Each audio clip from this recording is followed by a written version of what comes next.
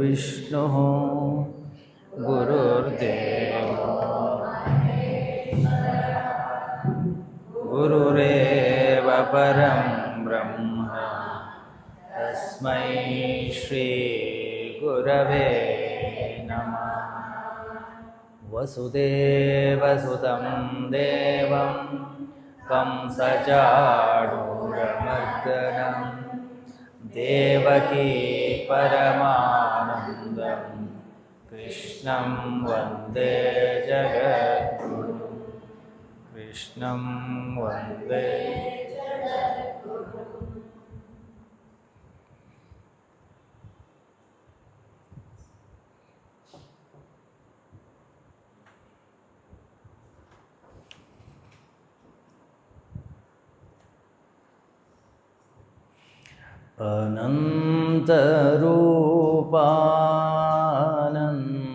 अनन्तरूपानन्तनामा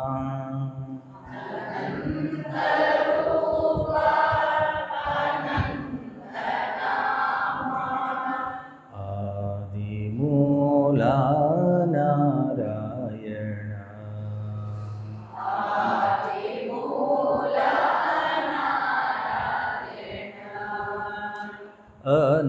अनन्तशयना हे जगन्नाथ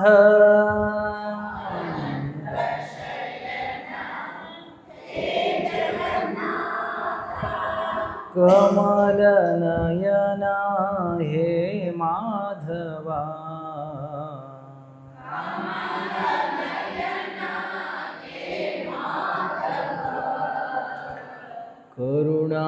करुणासागर कालिंगमर्दन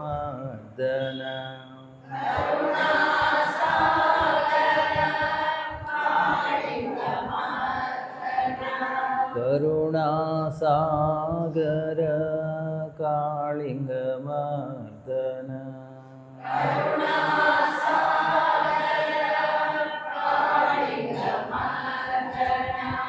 हे दया सिंधु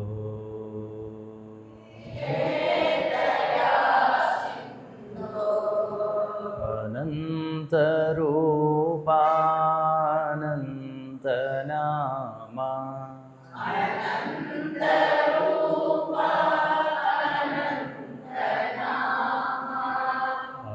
आदिमूला नारायण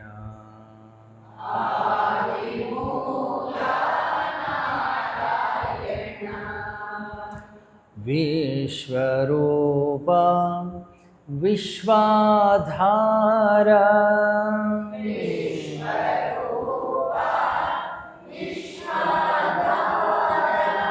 विश्वेश्वर हे नारायण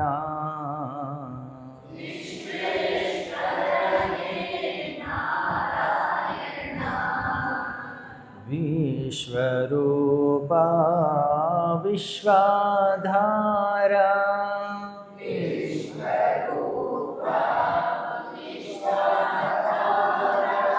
विश्वेश्वर हे नारायण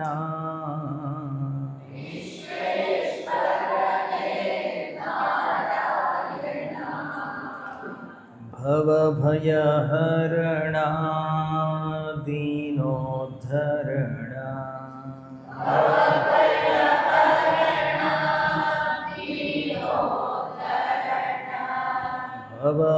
भवभयहरणा दीनोद्धरणा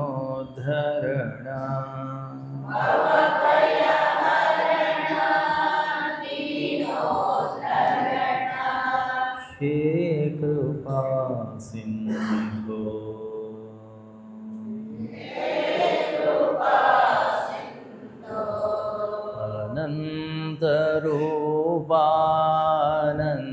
अनन्तरूपानन्तनामा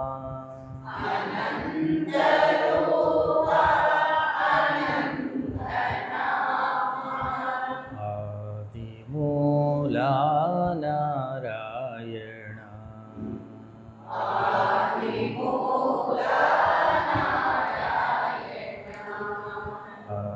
आदिमूला नारायण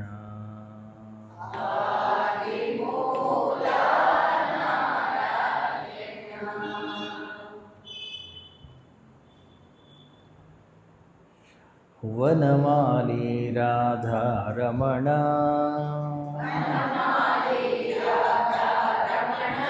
ಗಿರಿಧಾರಿ ಗೋವಿಂದ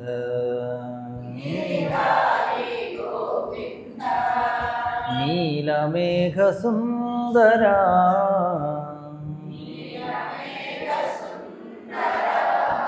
ನಾರಾಯಣ ಗೋವಿಂದ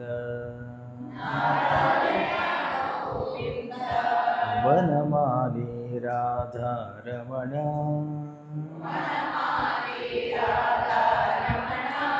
ಗಿರಿಧಾರಿ ಗೋವಿಂದ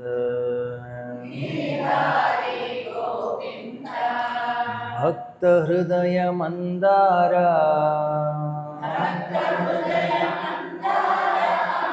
ಭಾನುಕೋಟಿ ಸುಂದರ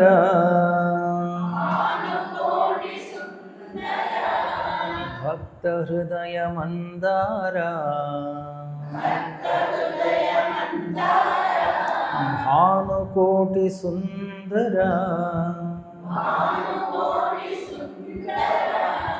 ನಂದ ನಂದ ಗೋಪವೃಂದ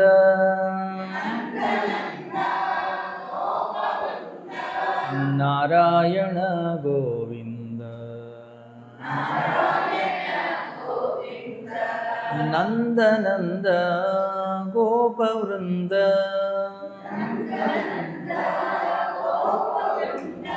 ನಾರಾಯಣ ಗೋವಿಂದ ವನಮಾಲಿ ರಾಧಾರಮಣ ಗಿರಿಧಾರಿ ಗೋವಿಂದ ನೀಲಮೇಘ ಸುಂದರ ನಾರಾಯಣ ಗೋವಿಂದ ಹರಿನಾರಾಯಣ ಗೋವಿಂದ ಹರಿನಾರಾಯಣ ಗೋವಿಂದ ಹರಿನಾರಾಯಣ ಗೋವಿಂದ ಹರಿನಾರಾಯಣ ಗೋವಿಂದ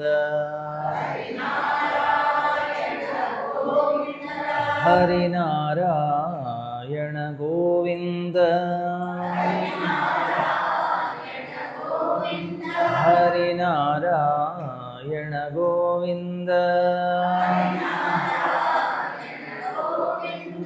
ಹರಿನಾರಾಯಣ ಗೋವಿಂದ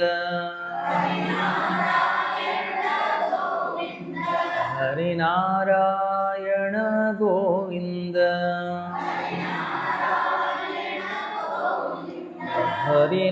ಹರಿನಾರಾಯಣ ಗೋವಿಂದ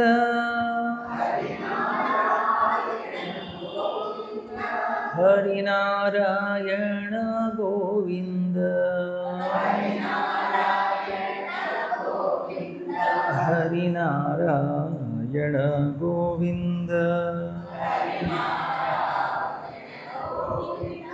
ಹರಿನಾರಾಯಣ ಗೋವಿಂದ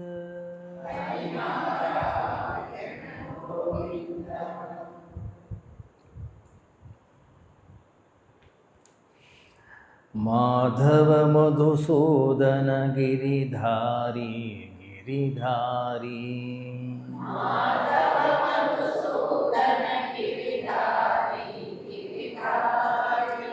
ಮಾಧವ ಮಧುಸೂದನ ಗಿರಿಧಾರಿ ಗಿರಿಧಾರಿ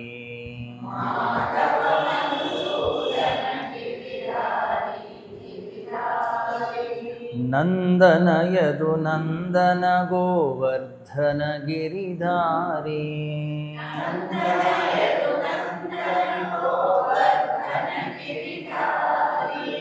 ನಂದನ ಯದು ನಂದನ ಗೋವರ್ಧನ ಗಿರಿಧಾರಿ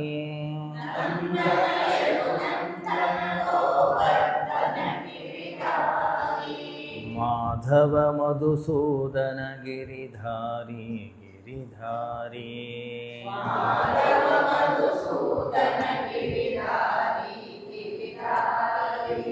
ದೀನವತ್ಸಲ ಮುಕುಂದ ಮೋಹನ ಹರೇ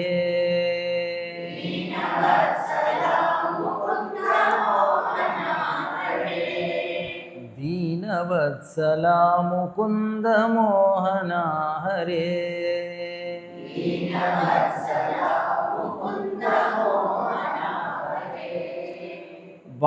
ಬಾಲಗೋಪಾಲ ಹರೇ ಗೋಪೀತಾಂಬರಧಾರಿ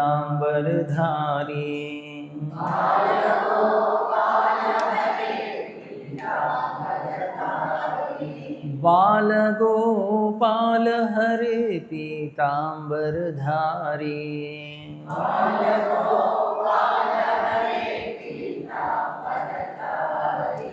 ಮಾಧವ ಮಧುಸೂದನ ಗಿರಿಧಾರಿ ಗಿರಿಧಾರಿ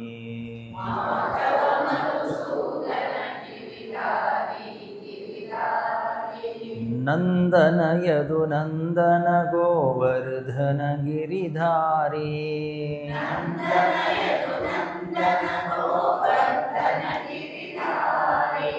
ಮಾಧವ ಮಧುಸೂದನ ಗಿರಿಧಾರಿ ಗಿರಿಧಾರಿ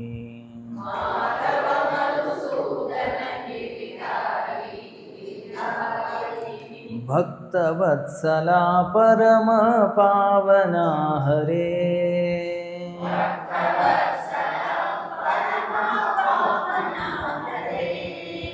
ಭಕ್ತವತ್ಸಲ ಪರಮ ಪಾವನ ಹರೇ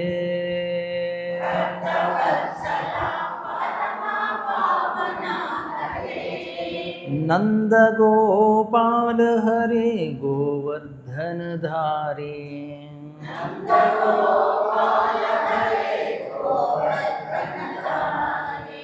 ನಂದ ಗೋಪಾಲ ಹರೇ ಗೋವರ್ಧನ ಧಾರಿ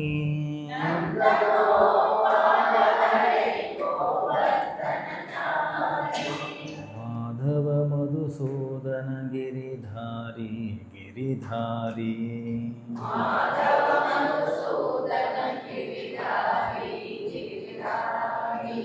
ನಂದನ ಯದು ನಂದನ ಗೋವರ್ಧನ ಗಿರಿಧಾರಿ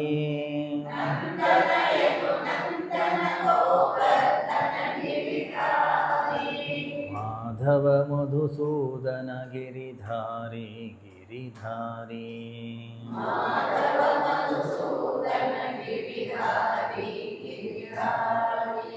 ಮಾಧವ ಮಧುಸೂದನ ಗಿರಿಧಾರಿ ಗಿರಿಧಾರಿ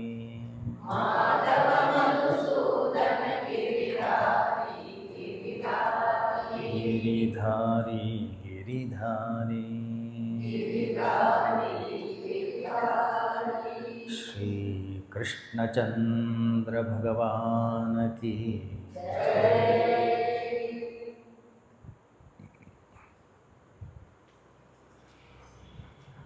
ಓಂ M Brahma ವರುಣೇಂದ್ರರುದ್ರಮರುತಃ ಸ್ತುನ್ವಂತಿ ದಿವ್ಯೈಸ್ತವೈಃ ವೇದೈಃ ಸಾಂಗಪದಕ್ರಮೋಪನಿಷದೈಃ ಗಾಯन्ति M ಸಾಮಗಾಃ ಧ್ಯಾನಾವಸ್ಥಿತತದ್ಗತೇನ ಮನಸಾ ಪಶ್ಯಂತಿ ಯಂ ಯೋಗಿನಃ ಯಸ್ಯಾಂತಂ ನ ವಿದುಃಸುರಾಸುರಗಣಾಃ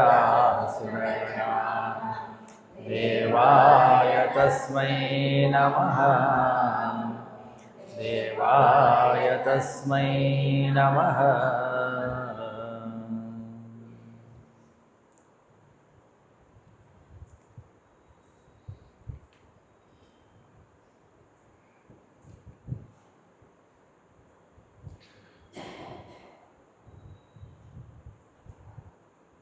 ಮಾನವನ ಜೀವನದಲ್ಲಿ ಸಾವಿರಾರು ವರ್ಷಗಳಿಂದ ನಿರಂತರವಾದಂತಹ ಒಂದು ಪ್ರಶ್ನೆ ವ್ಯಕ್ತಿಯ ಅಂತಃಕರಣದಲ್ಲಿ ಯಾವಾಗಲೂ ಕೂಡ ಕೇಳಲ್ಪಡುತ್ತೆ. ಭಗವಂತ ಇದ್ದಾನೆ ಭಗವಂತ ಇದ್ದರೆ ಹೇಗಿದ್ದಾನೆ, ಇರೋದಾದರೆ ಎಲ್ಲಿದ್ದಾನೆ, ಅವನನ್ನು ನೋಡ್ಬೋದೆ, ಅವನನ್ನು ಮುಟ್ಬೋದೆ, ಅವನನ್ನು ಅನುಭವಿಸ್ಬೋದೆ, ಅವನನ್ನು ಕಾಣಬಹುದೇ? ಭಗವಂತ ಇದ್ದರೆ ಅವನು ಒಬ್ಬರು, ಅವನು ಇಬ್ಬರು, ಅವರು ಅನೇಕರು, ಎಷ್ಟು ಜನ ಅವರು, ಅಥವಾ ಎಲ್ಲಿದ್ದಾನೆ? ದೇವರೆಂಬುದೇನು ಕಗ್ಗತ್ತಲೆಯ ಗವಿಯೇ ನಾವರಿಯಲಾರದ ಎಲ್ಲದ ರೊಟ್ಟು ಹೆಸರೇ. ಆರಂಭದಲ್ಲಿ ಪೂಜ್ಯ ಡಿ ವಿ ಜಿ ತಮ್ಮ ಕಗ್ಗದಲ್ಲಿ ಒಂದು ಪ್ರಶ್ನೆಯನ್ನು ಕೇಳ್ತಾರೆ. ಏನು ದೇವರಂದರೆ? ಕೇಳಿ ನೀವು, ಪ್ರತಿಯೊಬ್ಬ ವ್ಯಕ್ತಿಯೂ ಕೂಡ ಭಗವಂತನ ಬಗ್ಗೆ ಅವನದೇ ಆದಂಥ ಒಂದು ವ್ಯಾಖ್ಯಾನವನ್ನು ಕೊಡ್ತಾನೆ. ಯಾರು ಕೂಡ ತಮಗೆ ಗೊತ್ತಿಲ್ಲದೆ ಇರತಕ್ಕಂಥ ವಿಷಯವನ್ನು ನನಗೆ ಗೊತ್ತಿಲ್ಲ ಅಂತ ಹೇಳೋದೇ ಇಲ್ಲ. ಭಾರತದಲ್ಲಿ ಪ್ರತಿಯೊಬ್ಬ ವ್ಯಕ್ತಿಯೂ ಕೂಡ ಡಾಕ್ಟರೇ. ನಿಮಗೇನಾದರೂ ಒಂದು ಕಾಯಿಲೆ, ಯಾಕೆ ಸಪ್ಪಗಿದ್ದೀರಾ ಅವ್ರಂತ, ಏನಿಲ್ಲ, ಯಾಕೋ ಸ್ವಲ್ಪ ಗಂಟಲು, ಹೌದಾ, ಈ ಕಷಾಯ ಮಾಡ್ಕೊಂಡು ಇಂಥದ್ದನ್ನು ತಿನ್ನಿ. ಗಮನಿಸಿ, 5 ವರ್ಷ 6 ವರ್ಷಗಳ ಕಾಲ ಕಷ್ಟಪಟ್ಟು ಅವರು MBBS ಮಾಡಿಕೊಂಡು ಅಲ್ಲಿ ಎಷ್ಟೆಲ್ಲ ಒದ್ದಾಡಿಕೊಂಡು ಪಾಸಾಗಿ ಅವರು ವೃತ್ತಿ ಮಾಡ್ತಾ ಇರ್ತಾರೆ, ವೈದ್ಯಕೀಯ ವೃತ್ತಿಯನ್ನು. ಯಾರೂ ಕೂಡ ಹೇಳೋದಿಲ್ಲ ನಿಮ್ಗೆ ಹುಷಾರಿಲ್ಲ ಅಂದರೆ ದಯವಿಟ್ಟು ಡಾಕ್ಟ್ರ್ ಹತ್ರ ಹೋಗಿ ಚೆಕ್ ಮಾಡಿಸಿ ಅವ್ರು ಏನು ಕೊಡ್ತಾರೆ ಅದನ್ನು ತಗೊಳ್ಳಿ ಹೇಳಲ್ಲ. ನಾವು ಹೇಳ್ತೀವಿ ಇದನ್ನು ತಗೊಳ್ಳಿ. ಅದೇ ರೀತಿಯಲ್ಲಿ ಭಗವಂತನ ಪ್ರತಿಯೂ ಕೂಡ ಅಷ್ಟೇ. ಯಾರೇನೇ ಕೇಳಿ ಹೇಳ್ಬಿಡೋದು, ನಮ್ಗೆ ಗೊತ್ತಿದೆಯೋ ಗೊತ್ತಿಲ್ವೋ, ಅದರ ಅನುಭವ ಇದೆಯೋ ಇಲ್ವೋ.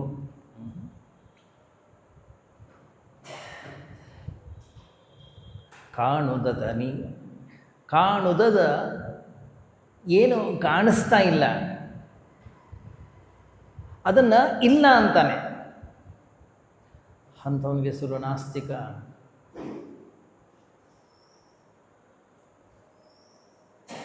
ಅಲ್ಲ, ಗಮನಿಸಿ, ಎಷ್ಟು ಜನ ಭಗವಂತ ಇಲ್ಲ ಅಂತ ಏನು ಹೇಳ್ತಾ ಇದ್ದಾರೆ, ಅವರಿಗೆ ಭಗವಂತ ಅಂದ್ರೆ ಏನು ಅಂತ ಗೊತ್ತಿದೆಯಾ? ಗೊತ್ತಿಲ್ಲ. ಈ ಜಗತ್ತಿನಲ್ಲಿ ಕೆಲವು ನಿಯಮಗಳು ಗೊತ್ತೇ ಇಲ್ಲ ನಮಗೆ. ಏನಪ್ಪ ನಿಯಮ ಅಂದರೆ, ಏನು ಗೊತ್ತಿಲ್ಲ ಅಂತ ಹೇಳಬೇಕಾದರೂ ಕೂಡ ಅದ್ರ ಬಗ್ಗೆ ನಮ್ಗೆ ಗೊತ್ತಿರಬೇಕು, ಅಂದರೆ ಮಾತ್ರ ಅದು ಇಲ್ಲ ಅಂತ ಹೇಳಲಿಕ್ಕೆ ಸಾಧ್ಯ. ಹೌದು. ಯಾರೋ ನಿಮ್ಮನ್ನು ಕೇಳ್ತಾರೆ ಹೊರಗಡೆಗೆ, ರಾಮರಾವ್ ಬಂದಿದ್ದಾರೆ ಒಳಗಡೆ, ಅವನು ತಾನೆ ಇಲ್ಲ ಇಲ್ಲ. ಹೇಗೆ ಗೊತ್ತು ನಿಮಗೆ? ಇಲ್ಲ, ಅವರು ಚಪ್ಪಲಿ ನೋಡಿದರೆ ಗೊತ್ತಾಗುತ್ತೆ ನಮಗೆ ಅವ್ರು ಬಂದ್ಯಾರೋ ಇಲ್ಲ ಅಂತೇಳಿ. ಯಾಕೆ?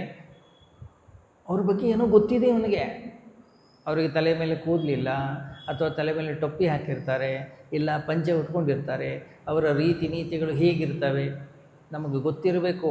ಗೊತ್ತಿರ್ತಕ್ಕಂತಹ ವಿಷಯವನ್ನು ಮಾತ್ರ ನಾವು ಇಲ್ಲ ಅಂತ ಹೇಳ್ಬೋದು, ಗೊತ್ತಿರ್ತಕ್ಕಂಥ ವಿಷಯವನ್ನು ಮಾತ್ರ ನಾವು ಇದೆ ಅಂತ ಹೇಳ್ಬೋದು.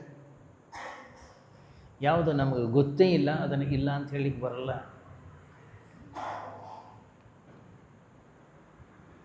ಕಾಣುತ್ತದನಿಲ್ಲ.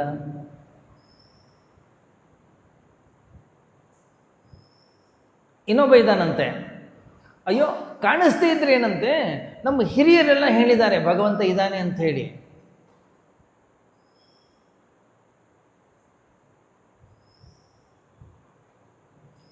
ಅವನಿಗೂ ಗೊತ್ತಿಲ್ಲ, ಅವನ ಹಿರಿಯರು ಹೇಳಿದ್ದಾರೆ, ಅವನ ಬಲ್ಲವರು ಹೇಳಿದ್ದಾರೆ, ಅವನ ಗುರುಗಳು ಹೇಳಿದ್ದಾರೆ, ಋಷಿಮುನಿಗಳು ಹೇಳಿದ್ದಾರೆ. ಆ ಮಾತಿನ ಮೇಲೆ ಒಂದು ನಂಬಿಕೆ ಇಟ್ಕೊಂಡು ಅವರೆಲ್ಲ ಹೇಳಿದ್ದಾರೆ ದೇವರಿದ್ದಾನೆ ಅಂತ, ಅದರಿಂದ ಇವನು ದೇವರಿದ್ದಾನೆ ಅಂತ. ಕೈ ಮುಗಿಯ ಭಕ್ತ. ಆ ರೀತಿಯಲ್ಲಿ ಯಾರು ಗೊತ್ತಿಲ್ಲ ಆದರೂ ಕೂಡ ಅವನು ಇದ್ದಾನೆ ಅನ್ನುವಂಥಲ್ಲಿ ತಿಳ್ಕೊಂಡು ಕೈ ಯಾರು ಮುಗಿತಾನೆ ಅಂಥವನನ್ನು ಭಕ್ತ ಅಂತ ಕರೀತಾರಂತೆ. ಇನ್ನೊಬ್ಬ ಇದ್ದಾನೆ, ಅವನು ವಿಜ್ಞಾನಿ, ವಿಚಾರವನ್ನು ಮಾಡ್ತಕ್ಕಂಥವನು. ಅವನು ಹೇಳ್ತಾನಂತೆ, ಒಂದು ಮಗು ಇದೆ ಅಂದರೆ ಅದಕ್ಕೆ ತಂದೆ ಇರಲೇಬೇಕು, ಒಂದು ಮೇಜ್ ಇದೆ ಅಂದರೆ ಅದನ್ನು ಮಾಡಿರ್ತಕ್ಕಂಥ ಒಬ್ಬ ಕಾರ್ಪೆಂಟರ್ ಇರಲೇಬೇಕು, ಈ ಜಗತ್ತಿದೆ ಅಂದರೆ ಇದನ್ನು ನಿರ್ಮಾಣ ಮಾಡಿರ್ತಕ್ಕಂಥ ಒಬ್ಬ ಭಗವಂತ ಇರಲೇಬೇಕು. ಕಾರ್ಯಕಾರಣ ಸಂಬಂಧ. ಯಾಕೆ? ಕಾರ್ಯ ಕಾಣ್ತಾ ಇದೆ, ಕಾರಣ ಇರಲೇಬೇಕು. ಕಾರಣ ಇಲ್ಲದೆ ಕಾರ್ಯ ಬರಲಿಕ್ಕೆ ಸಾಧ್ಯ ಇಲ್ಲ. ಏನದು? ಅದನ್ನು ಕೂಡ ಅವನು ಅನುಮಾನ, ಅವನು ಗ್ಯಾರಂಟಿ ಹೇಳ್ತಾ ಇಲ್ಲ. ಇದಾನೆ ಭಗವಂತ, ಇಲ್ಲ ಹೇಳ್ತಾ ಇಲ್ಲ.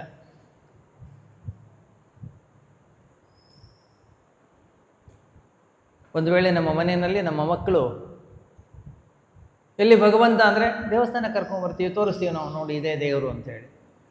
ಮಗು ನೋಡುತ್ತೆ, ಮಗುವಿನ ದೃಷ್ಟಿ ಬಹಳ ಸ್ಪಷ್ಟ, ಮಗುವಿನ ದೃಷ್ಟಿ ಬಹಳ ಸರಳ, ಮಗುವಿನ ಮನಸ್ಸು ಯಾವುದೂ ಕೂಡ ಏನೋ ಇನ್ನೂ ಅಶುದ್ಧವಾಗಿಲ್ಲ. ಅದು ನೋಡುತ್ತೆ. ಒಂದು ವೇಳೆ ನೀವು ಶಿವಾಲಯ ಕರ್ಕೊಂಡು ಹೋದರೆ ಅವರಂತಾರೆ ನೀನು ಕಲ್ಲದು. ಒಂದು ವೇಳೆ ಕೇದಾರನಾಥಕ್ಕೆ ಹೋದರೆ ನೀವು ಅಲ್ಲಿ ಶಿವಲಿಂಗ ಅಂತ ಏನು ತೋರಿಸ್ತಾರೆ, ಏನದು? ಅದೊಂದು ಸಣ್ಣ ಗುಡ್ಡ.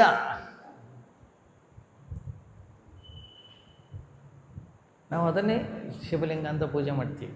ಆ ಪ್ರಶ್ನೆ ಬೇರೆ. ಭಾವೇಶು ವಿದ್ಯತೆ ದೇವ, ನಮ್ಮ ಭಾವದಲ್ಲಿ ಭಗವಂತನಿದ್ದಾನೆ ಅಂತ ಹೇಳುತ್ತೆ ಸುಭಾಷಿತ, ಹೌದಾ? ಆದರೆ ಆ ಮಗು ಹೇಳುತ್ತೆ ಅದೊಂದು ಕಲ್ಲು ಅಂತ. ನಮಗೂ ಕಾಣಿಸ್ತಾ ಇರ್ತದೆ ಅದು ಕಲ್ಲು ಅಂತ ಹೇಳಿ, ಆದರೆ ನಮ್ಗೆ ಅದನ್ನು ಕಲ್ಲು ಅಂತ ಹೇಳೋ ಧೈರ್ಯ ಇಲ್ಲ. ಯಾಕೆ? ನಮಗೆ ಯಾರೋ ಹೇಳಿದ್ದಾರೆ ಅದು ದೇವರು ಅಂಥೇಳಿ. ನಾವು ಮಗುವಿಗೆ ಹೊಡಿತೀವಿ, ಬಾಯಿ ಮುಚ್ಚು, ದೇವರದು. ಒಂದು ಸಾಲಿಗ್ರಾಮದಲ್ಲಿ, ಒಂದು ಶಿವಲಿಂಗದಲ್ಲಿ, ಇನ್ನೇನೋ ಒಂದು ಮೂರ್ತಿಯಲ್ಲಿ ನಿಜವಾಗ್ಲೂ ದೇವರೇ ಅದು.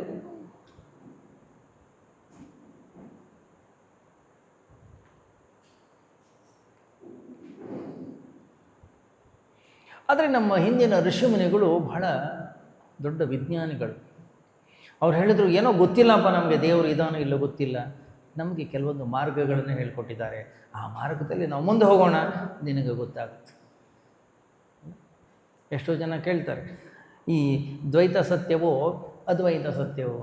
ಏನೋ ಗೊತ್ತಿಲ್ಲಪ್ಪ, ದ್ವೈತ ಸತ್ಯವೋ ಅದ್ವೈತ ಸತ್ಯವೋ ನಮಗೇನು ಗೊತ್ತಿಲ್ಲ, ಇದೊಂದು ಏನೋ ಒಂದು ಮಾರ್ಗ ಹಾಕ್ಕೊಟ್ಟಿದ್ದಾರೆ, ಸಾಧನೆಯ ಮಾರ್ಗ, ಇದರಲ್ಲಿ ಮುಂದೆ ಹೋಗೋಣ, ನಮಗೆ ಗೊತ್ತಾಗುತ್ತೆ.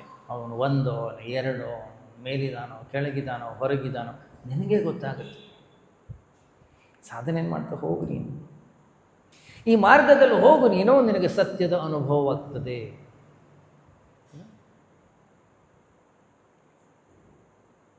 ಮಹಾರಾಷ್ಟ್ರದಲ್ಲಿ ಒಬ್ಬ ಸಂತನಿದ್ದ, ಸಂತ ಏಕನಾಥ್, ಬಹಳ ದೊಡ್ಡ ಸಂತ.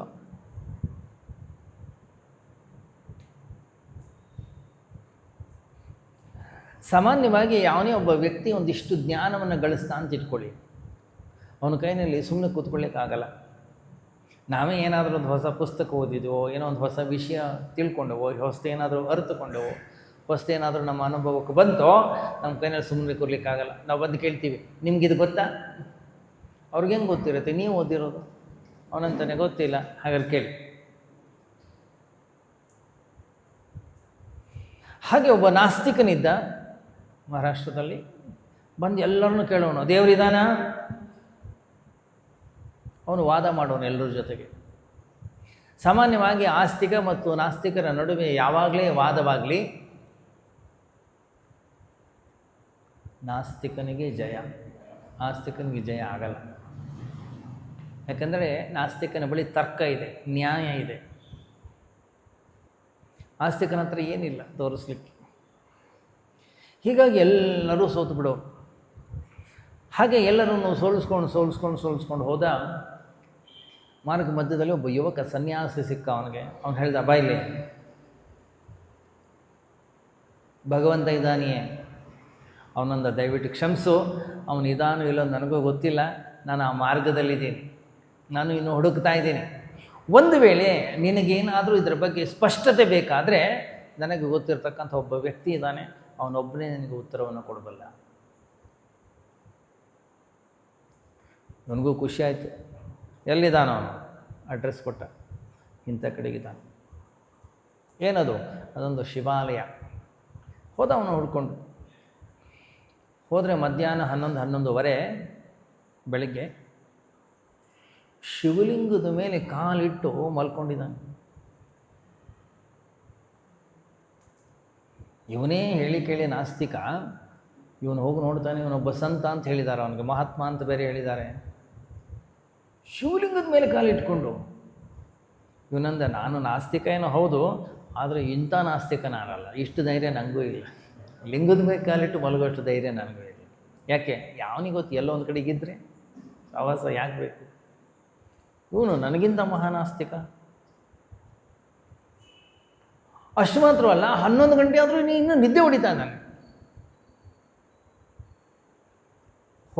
ಒಳಗೆ ಹೋದ, ಸ್ವಾಮಿ ಸ್ವಲ್ಪ ಹೇಳಿ ಅಂದ. ಅವನು ಎದ್ದ, ಹಾಂ ಏನೋ? ಅಲ್ಲ, ನಾನು ನಿಮ್ಮ ಹತ್ರ ಭಾಳಷ್ಟು ಪ್ರಶ್ನೆಗಳನ್ನು ಕೇಳಲಿಕ್ಕೆ ಬಂದಿದ್ದೆ, ಬಟ್ ಮೂಲ ಪ್ರಶ್ನೆ ಆಮೇಲೆ ಕೇಳ್ತೀನಿ. ಮೊದಲು ಒಂದಿಷ್ಟು ಪ್ರಶ್ನೆಗಳಿವೆ, ಅದನ್ನು ಕೇಳ್ತೀನಿ. ಆಯ್ತು, ಏನು ಕೇಳು? ಎಂತಹ ಸೋಮಾರಿ ಕೂಡ ಈ ಜಗತ್ತಿನಲ್ಲಿ ಬೆಳಗ್ಗೆ 9-10 ಗಂಟೆ ಅಂದರೆ ಎದ್ದು ಬಿಡ್ತಾನೆ. ಈಗ 11-11:30 ಇನ್ನೂ ಮಲ್ಕೊಂಡಿದ್ದೀನಿ.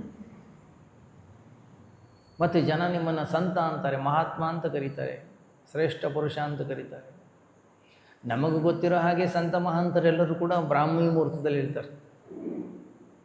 ಮಧ್ಯಾಹ್ನ ಆದರೂ ಇನ್ನೂ ಬಿದ್ದುಕೊಂಡಿದೆಯಾ? ಏನು ಸಮಾಚಾರ? ಸಂತ ಏಕನಾಥ್ ಹೇಳ್ದ, ನಾನು ಬ್ರಾಹ್ಮಿ ಮುಹೂರ್ತದಲ್ಲಿ ಹೇಳೋದಿಲ್ಲ, ನಾ ಯಾವಾಗ ಹೇಳ್ತೀನಿ ಆವಾಗ ಬ್ರಾಹ್ಮಿ ಮುಹೂರ್ತ ಇರುತ್ತೆ. ಇವನಂದ, ಇಂಥ ವ್ಯಕ್ತಿನ ಅವನು ಭೇಟಿ ಮಾಡಿರಲಿಲ್ಲ. ಅವನಂದ, ಸರಿ, ಕಾಲಿಡ್ಲಿಕ್ಕೆ ನಿಮಗೆ ಬೇರೆ ಜಾಗ ಇರಲಿಲ್ವ? ಶಿವಲಿಂಗನೇ ಆಗಬೇಕಾ? ಬೇರೆ ಕಡೆ ಕಾಲಿಟ್ಟು ಮಲ್ಕೋಬೋದಿತ್ತಲ್ಲ? ಅವನಂದ, ಕರೆಕ್ಟು, ನೀನು ಹೇಳೋದು ಕೂಡ ಕರೆಕ್ಟೇ, ಕಾಲನ್ನು ಶಿವಲಿಂಗದ ಮೇಲೆ ಇಡಬಾರ್ದು. ಒಂದು ಕೆಲಸ ಮಾಡು, ಎಲ್ಲಿ ಶಿವಲಿಂಗ ಇಲ್ಲ ಅಲ್ಲಿ ನನ್ನ ಕಾಲನ್ನು ನೀನೇ ಇಡು. ಕತೆ ಹೇಳುತ್ತೆ, ಅವನ ಕಾಲನ್ನು ತೆಗೆದು ಎಲ್ಲಿ ಇಡ್ತಾನೆ ಅಲ್ಲೊಂದು ಶಿವಲಿಂಗ ಉದ್ಭವ ಆಯ್ತಂತೆ. ಶಿವನು ಕಕ್ಕಾವಿಕ್ಕಿ, ಏನಿದು? ಅವನಂದ, ನನ್ನೊಂದು ದೇವರಿಗೆ ನನ್ನೊಂದು ಪ್ರಶ್ನೆ ಇದೆ. ಒಂದು ವೇಳೆ ಕಾಲನ್ನು ಶಿವಲಿಂಗದ ಮೇಲೆ ಇಡೋದು ಬೇಡ ಅಂತಿದ್ದಿದ್ದರೆ ಶಿವ ಈ ಕಾಲನ್ನು ಸೃಷ್ಟಿ ಮಾಡಿದ್ದಂದ್ರೆ ಏನಕ್ಕೆ? ಯಾಕೆ? ಕಾಲನ್ನು ಸೃಷ್ಟಿ ಮಾಡೋದ್ರಿಂದ ಎಲ್ಲಾದರೂ ಒಂದು ಕಡೆಗೆ ನಾನು ಇಡಲೇಬೇಕು. ಆದರೆ ನನ್ನ ದೃಷ್ಟಿಯಲ್ಲಿ ಎಲ್ಲ ಕಡೆಗೂ ಭಗವಂತನಿದ್ದಾನೆ. ಅದೇನು ಶಿವಲಿಂಗದಲ್ಲಿ ಮಾತ್ರ ಭಗವಂತ, ಅಥವಾ ಗರ್ಭಗುಡಿಯ ದೇವಸ್ಥಾನದಲ್ಲಿ ಮಾತ್ರ ಭಗವಂತ, ಇಂಥ ಕಡೆಗಿದ್ದಾನೆ ಇಂಥ ಕಡೆಗಿಲ್ಲ ಅಂಥದ್ದೇನಿಲ್ಲ. ನನ್ನ ಪ್ರಕಾರ ಎಲ್ಲ ಕಡೆಗೂ ಅವನೇ ಇದ್ದಾನೆ. ಎಲ್ಲಾದರೂ ಒಂದು ಕಡೆ ಕಾಲು ಇಡಲೇಬೇಕು.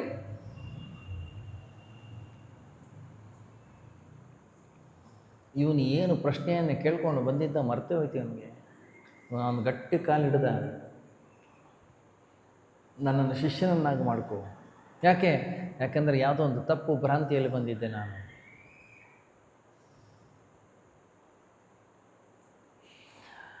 ನಾವು ತಿಳ್ಕೊಂಡಿದ್ದೀವಿ ದೇವರು ಭಗವಂತ ಅಂತಕ್ಕಂಥವನ್ನೆಲ್ಲೋ ಒಂದು ಕಡೆಗಿದ್ದಾನೆ, ಎಲ್ಲೋ ದೇವಸ್ಥಾನದಲ್ಲಿದ್ದಾನೆ. ಭಗವಂತ ದೇವಸ್ಥಾನದಲ್ಲಿ ಇಲ್ಲವೇ ಇಲ್ಲ.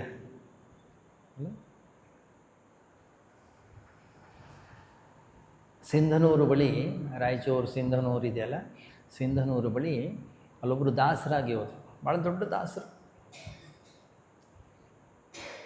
ಅಲ್ಲಿ ಒಂದು ದೇವಸ್ಥಾನ ಇತ್ತು, ವೆಂಕಟೇಶ್ವರಂದು, ನಾರಾಯಣಂದು, ಅಥವಾ ಒಂದು ದೇವಸ್ಥಾನ ಇತ್ತು. ಸಣ್ಣ ದೇವಸ್ಥಾನ, ಅದೇನಂತ ದೊಡ್ಡ ದೇವಸ್ಥಾನವೂ ಕೂಡ ಅಲ್ಲ. ದಿವಸ ಪೂಜಾರಿ ಬರೋನು. ಈ ದಾಸರು ಪಾಪ ಹೊರಗಡೆ ಕಾಯ್ತಾ ನಿಂತ್ಕೊಂಡಿರೋರು. ಅವನು ಪೂಜಾರಿಗೆ ಹೇಳೋರು, ಇವತ್ತು ಒಂದು ದಿವಸ ನನಗೆ ದರ್ಶನ ಮಾಡಿಸಿ, ಭಗವಂತನ ದರ್ಶನ ಮಾಡಿಸಿ. ನೀನು ಬ್ರಾಹ್ಮಣ ಅಲ್ಲ, ನಿನಗೆ ದರ್ಶನ ಇಲ್ಲ. ಒಳಗಡೆ ಹೋಗೋರು ಪರದೆ ಹೇಳ್ಕೊಂಡ್ಬಿಡ್ತಾಯಿದ್ದ. ಒಳಗಡೆ ಒಂದು ಪೂಜೆ ಮಾಡೋರು. ಪೂಜೆ ಎಲ್ಲ ಮಾಡಿ ಆದಮೇಲೆ, ಆರತಿ ಎಲ್ಲ ಆದಮೇಲೆ ಹೊರಗೆ ಬರ್ತಿದ್ದ, ಮತ್ತು ಬೀಗ ಹಾಕ್ಕೊಂಡು ಹೊರಟೋಗ್ಬಿಡ್ತಿದ್ದ. ಇವರಿಷ್ಟು ಗೋಳಾಡೋರು, ಹೊರಗಡೆ ಕೂತ್ಕೊಂಡು ಭಜನೆ ಹೇಳೋದು, ಹೊರಗಡೆ ಕೂತ್ಕೊಂಡು ನಾಮಸ್ಮರಣೆಯನ್ನು ಮಾಡೋದು, ಹೊರಗಡೆ ಕೂತ್ಕೊಂಡು ನೃತ್ಯವನ್ನು ಮಾಡ್ತಾಯಿದ್ರು ದಾಸರು. ಗಮನಿಸಿ, ಮನುಷ್ಯ 24 ಗಂಟೆಯೂ ಕೂಡ ಕೆಟ್ಟವನಾಗಿರಲ್ಲ, ಯಾವಾಗಲೂ ಕೆಟ್ಟವನಾಗಿರಲ್ಲ, ಯಾವಾಗಲೂ ಸರಿ ಒಳ್ಳೆಯವನಾಗಿರ್ತಾನೆ. ಹಾಗೆ ಆ ಪೂಜಾರಿ ಒಂದು ದಿವಸ ಒಳ್ಳೆ ಮೂಡಲ್ಲಿದ್ದ. ಅವನು ಬಂದಾಗ ದಾಸರು ಯಾವಾಗಲೂ ಅಷ್ಟೇ, ದಾಸರು ಬಂದ ಕೂಡಲೇ ಆಚಾರ್ಯ ನಮಸ್ಕಾರ, ಭಕ್ತಿಯಿಂದ ಅವನಿಗೆ ನಮಸ್ಕಾರ ಮಾಡೋದು. ಒಂದು ದಿವಸ ಅವನು ಕೇಳ್ದ, ಯಾಕೆ ಆಚಾರ್ಯ, ನಂಗೆ ಯಾಕೆ ನಮಸ್ಕಾರ ಮಾಡ್ತೀರ? ದಾಸರು ಹೇಳಿದರು, ಇಲ್ಲ, ನನ್ನ ಭ್ರಾಂತಿಯನ್ನು ತೆಗೆದಿದ್ದೀರಾ ನೀವು. ಬಂದ, ನಾನೇನು ಮಾಡಿದ್ದೇನೆ? ಏನಿಲ್ಲ, ನಾನು ಎಷ್ಟು ದಿವಸ ತಿಳ್ಕೊಂಡಿದ್ದೆ ಭಗವಂತ ದೇವಸ್ಥಾನದ ಒಳಗಡೆ ಮಾತ್ರ ಇದ್ದಾನೆ ಅಂತ. ಇಲ್ಲ, ಯಾವಾಗ ನೀವು ಒಳಗೆ ಹೋಗ್ತೀರಿ ಆ ಭಗವಂತ ಹೊರಗೆ ಬರ್ತಾನೆ, ನನ್ನ ಜೊತೆಗಿರ್ತಾನೆ. ಯಾವಾಗ ನೀವು ಹೊರಗೆ ಬರ್ತೀರಿ ಆಮೇಲೆ ಒಳಗೆ ಹೋಗ್ತಾನೋ, ಅಷ್ಟು ಹೊತ್ತು ಅವನು ನನ್ನ ಜೊತೆಗಿರೋ ವ್ಯವಸ್ಥೆ ನೀವು ಮಾಡಿದ್ದೀರಿ, ಅದಕ್ಕೆ ನಾನು ನಿಮಗೆ ನಮಸ್ಕಾರ ಮಾಡ್ತೀನಿ.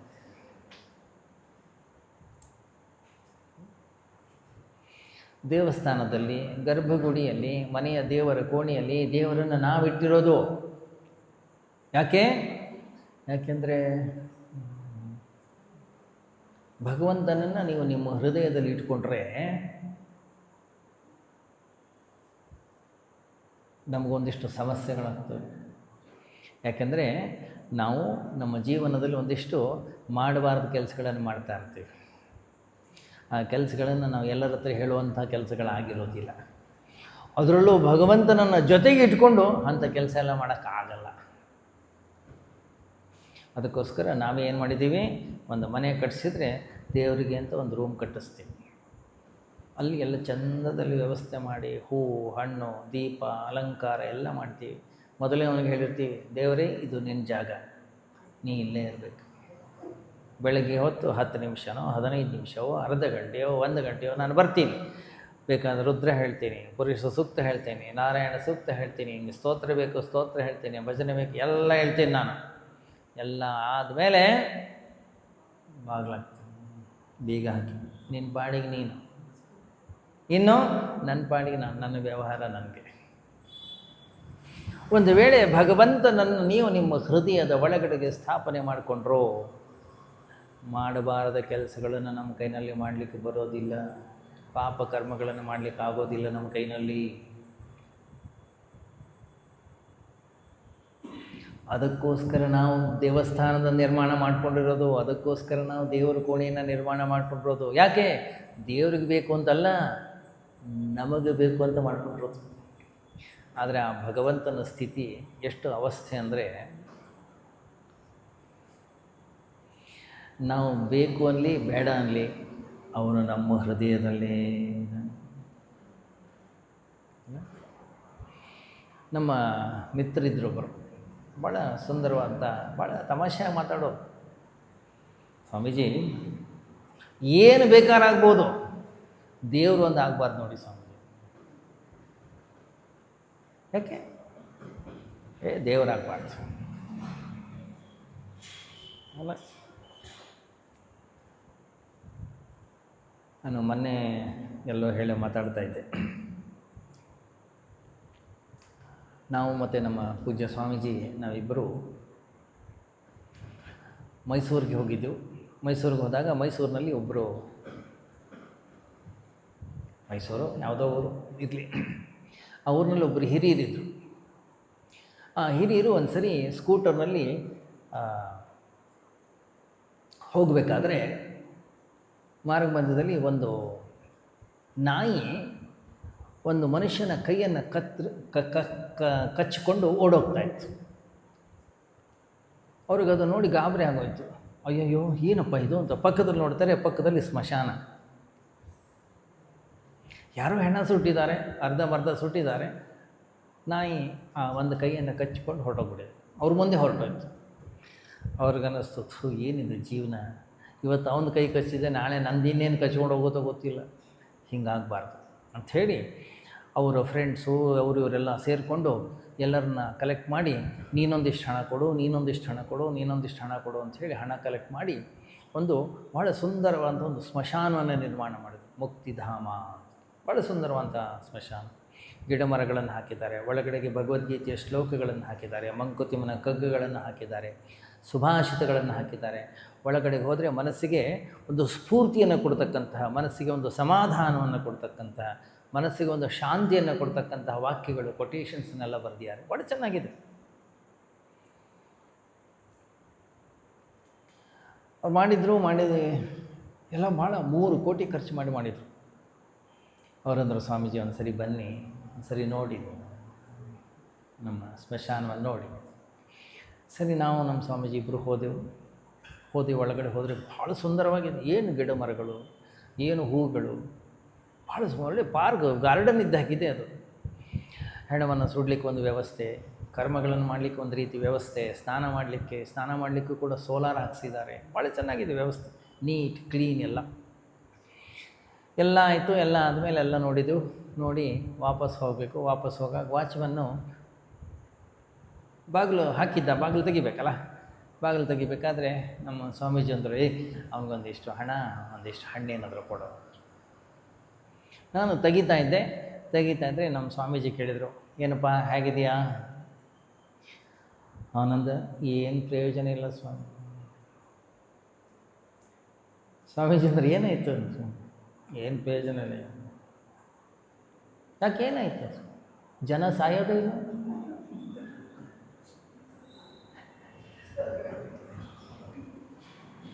ಯಾಕೆ? ಜನ ಸತ್ತರೆ ಇಲ್ಲಿ ತೊಗೊಂಬರ್ತಾರೆ, ಹೌದಾ?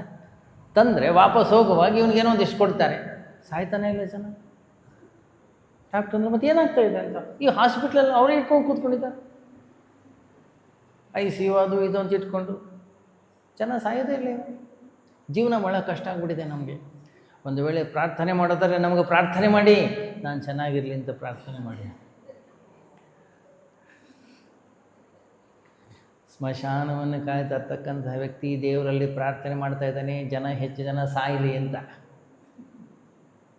ಅಲ್ಲ. ಕೆಲವು ದಿನಗಳ ನಂತರ ಮತ್ತೊಬ್ಬ ವ್ಯಕ್ತಿ ಬಂದ, ಒಂದು ಉದ್ದಕ್ಕೆ ನಮಸ್ಕಾರ ಮಾಡಿದ ಸ್ವಾಮೀಜಿಗೆ. ಸ್ವಾಮೀಜಿ, ನಾನೊಂದು ಹಾಸ್ಪಿಟ್ಲ್ ಶುರು ಮಾಡಿದ್ದೀನಿ ಅಂತ. Very good. 100 bed hospital Swamiji, ಭಾಳ ಸಂತೋಷಪ್ಪ. ಏನಾಗಬೇಕು? ನಿಮ್ಮ ಆಶೀರ್ವಾದ ಬೇಕು. ಏನು ಮಾಡಬೇಕು? ನಮ್ಮ ಹಾಸ್ಪಿಟ್ಲ್ ಫುಲ್ ಆಗಬೇಕು. ಅಂದರೆ ಇವಾಗ ಹಾಸ್ಪಿಟ್ಲ್ ಖಾಲಿ ಇದೆ ಅಂದರೆ ಜನ ಆರೋಗ್ಯವಾಗಿದ್ದಾರೆ. ಅವರು ಆರೋಗ್ಯವಾಗಿದ್ದರೆ ಅವನಿಗಿಷ್ಟ ಇಲ್ಲ. ಅವನೇನು ಪ್ರಾರ್ಥನೆ ಮಾಡ್ತಾನೆ ಭಗವಂತನ ಬಳಿ? ಭಗವನ್, ರೋಗಿಗಳನ್ನು ಹೆಚ್ಚು ಮಾಡೋ, ಅವ್ರು ಬಂದು ನಮ್ಮ ಹಾಸ್ಪಿಟ್ಲ್ ಅಡ್ಮಿಟ್ ಆಗಲಿ, ನನಗೆ ಹಣ ಬರಲಿ. ಮನೇಲಿರೋರು ನಾವೇನು ಮಾಡ್ತಾಯಿದ್ವಿ ಪ್ರಾರ್ಥನೆ? ಭಗವಂತ ಆರೋಗ್ಯ ಕೊಡೋ. ಗಮನಿಸ್ಬೇಕು ನೀವು, ಈ ಜಗತ್ತಿನಲ್ಲಿ ಒಬ್ಬೊಬ್ಬರು ಒಂದೊಂದು ಪ್ರಾರ್ಥನೆ ಮಾಡ್ತಾ ಇದ್ದಾರೆ. ಆ ಪ್ರಾರ್ಥನೆಯನ್ನು ನೀವು ಕೇಳಿಬಿಟ್ರೆ ತಲೆ ಕೆಟ್ಟೋಗ್ಬಿಡುತ್ತೆ. ಇನ್ನು ದೇವ್ರ ಹಣೆ ಬಾರ ಏನಾಗಿರ್ಬೋದು ಹೇಳಿ?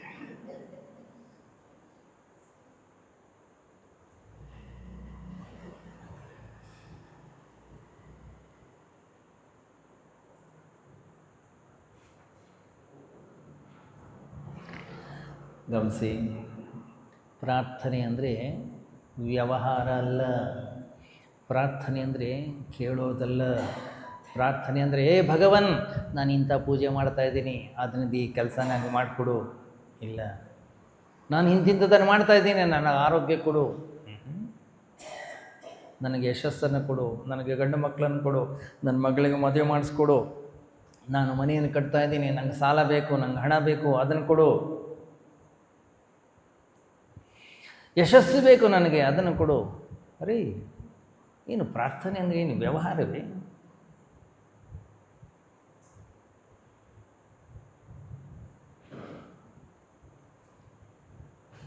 ಪ್ರಾರ್ಥನೆ ಅಲ್ಲಿ ಸ್ವಾರ್ಥ ಇಲ್ಲ.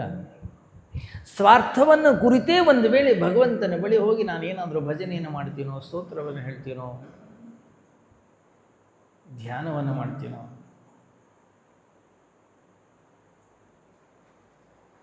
ಅದನ್ನು ಪ್ರಾರ್ಥನೆ ಅಂತ ಕರೆಯೋದಿಲ್ಲ. ಮತ್ತು ಏನು ಪ್ರಾರ್ಥನೆ? ಪ್ರಾರ್ಥನೆ ಅಂದರೆ ಕೇಳೋದಲ್ಲ. ಎಷ್ಟು ವಿಚಿತ್ರ ಇದ್ದೀವಿ ನಾವು ಅಂತಂದರೆ, ನಾವು ಪ್ರಾರ್ಥನೆ ಅಂತಂದರೆ ಭಗವಂತನ ಬಳಿ ಹೋಗಿ ಕೇಳೋದು ಅಂತಕ್ಕಂಥ ಅರ್ಥವನ್ನು ನಿರ್ಮಾಣ ಮಾಡಿದ್ದೀವಿ. ಪ್ರಾರ್ಥನೆ ಯಾವ ವ್ಯಕ್ತಿ ಕೇಳ್ತಾನೋ ಅಂಥವನನ್ನು ಪ್ರಾರ್ಥಿ ಅಂತ ಕರೀತಾರೆ. ಪ್ರಾರ್ಥಿ ಅಂದರೆ ಕೇಳುವವನ್ನಂತ ಅರ್ಥ, ನಿಜವಾದ ಅರ್ಥ ಅಲ್ಲ.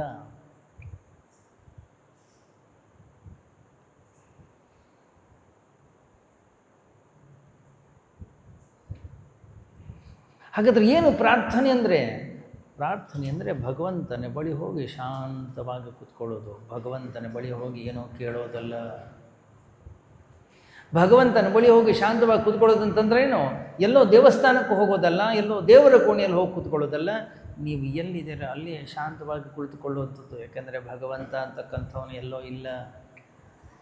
ಭಗವಂತನನ್ನು ಬಲವಂತವಾಗಿ ನಾವು ಹೊರಗಿಟ್ಟಿದ್ದೇವೆ. ಗಮನಿಸಿ ನೀವು, ಭಗವಂತ ಎಲ್ಲಿದ್ದಾನೆ ಅಂದರೆ ಎಲ್ಲರೂ ಕೂಡ ಮೇಲೆ ತೋರಿಸ್ತಾರೆ. ಯಾವ ಜಾತಿ ಧರ್ಮ ಕುಲ ಗೋತ್ರ ಯಾವುದ್ರಲ್ಲೂ ವ್ಯತ್ಯಾಸ ಇಲ್ಲ, ಎಲ್ಲರೂ ಮೇಲಿಟ್ಟಿದ್ದಾರೆ ಅವನನ್ನು. ಯಾಕೆ? ದೂರ. ನಮ್ಮ ಹತ್ರ ಎಲ್ಲ ಇಟ್ಕೊಳ್ಳಿಕ್ಕೆ ನಾವು ರೆಡಿನೇ ಇಲ್ಲ. ಎಲ್ಲೋ ಆಕಾಶದಾಚೆ, ಎಲ್ಲೋ ಮೋಡಗಳಾಚೆ, ಎಲ್ಲೋ ಸ್ವರ್ಗವಂತೆ, ಇನ್ನೆಲ್ಲೋ ನರಕವಂತೆ, ಇನ್ನೆಲ್ಲೋ ದೇವತಾ ಲೋಕವಂತೆ.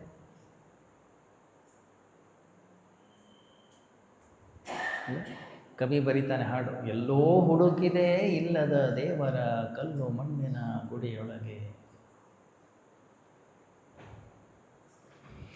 ಎಲ್ಲೆಲ್ಲೂ ಹುಡುಕ್ತಾ ಇದ್ದೀವಿ ನಾವು.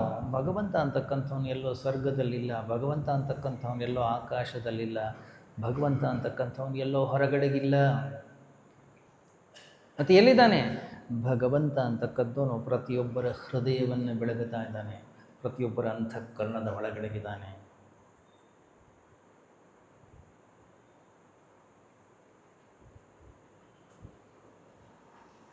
ಅವನಿಗೆ ತಲೆ ಬಾಗಬೇಕು ಅಂತ ಭಗವಂತನಿಗೆ ನಾನು ತಲೆ ಬಾಗ್ತೀನೋ, ಹಾಗಾದರೆ ಅದಕ್ಕೆ ಹೆಸರು ಪ್ರಾರ್ಥನೆ. ಆದರೆ ನಾವು ಯಾರಿಗೆ ತಲೆ ಬಾಗ್ತಾ ಇದ್ದೀವಿ? ನಾವು ತಲೆ ಬಾಗ್ತಾ ಇದ್ದೀವಿ ಹಣಕ್ಕೆ, ನಾವು ತಲೆ ಬಾಗ್ತಾ ಇದ್ದೀವಿ ಅಧಿಕಾರಕ್ಕೆ, ನಾವು ತಲೆ ಬಾಗ್ತಾ ಇದ್ದೀವಿ ಕೀರ್ತಿಗೆ, ನಾವು ತಲೆ ಬಾಗ್ತಾ ಇದ್ದೀವಿ ಐಶ್ವರ್ಯ ಸಂಪತ್ತಿಗೆ. ಭಗವಂತನ ಬಳಿ ಹೋಗಿ ತಲೆ ಬಾಗ್ತೀವಿ, ಆದರೆ ಭಗವಂತನಿಗಾಗಲ್ಲ. ನಾನು ನಿಂಗೆ ತಲೆ ಬಾಗ್ತಾ ಇದ್ದೀನಿ, ಯಾಕೆ? ಸಂಪತ್ತನ್ನು ಕೊಡು, ಐಶ್ವರ್ಯವನ್ನು ಕೊಡು, ಅಧಿಕಾರವನ್ನು ಕೊಡು, ನನಗೆ ಪ್ರಸಿದ್ಧಿಯನ್ನು ಕೊಡು. ಇಲ್ಲ, ಇಂಥದ್ದು ಕಂಡ್ರೆ ನನಗೆ ಭಯವನ್ನು ದೂರ ಮಾಡು. ನನ್ನ ಜೀವನದಲ್ಲಿ ಬರೀ ನಿರಾಶೆ ಆಗ್ತಾಯಿದೆ, ಅದನ್ನು ದೂರ ಮಾಡು. ಅಲ್ಲ,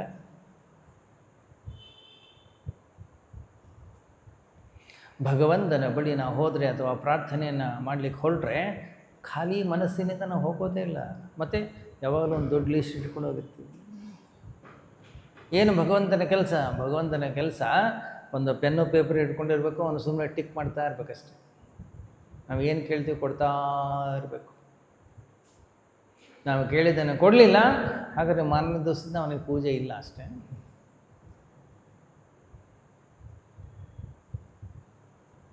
ಏನು ತೋರಿಸ್ತದ್ದು? ಬಾಲಿಶತನ. ನಾವಿನ್ನೂ ಬೆಳೆಯಲೇ ಇಲ್ಲ. ಗಮನಿಸಿದ್ರೆ ನೀವು, ಶರೀರ ನಮ್ಮ ಪ್ರಯತ್ನ ಇಲ್ಲದೆಯೇ ಬೆಳೆಯುತ್ತೆ.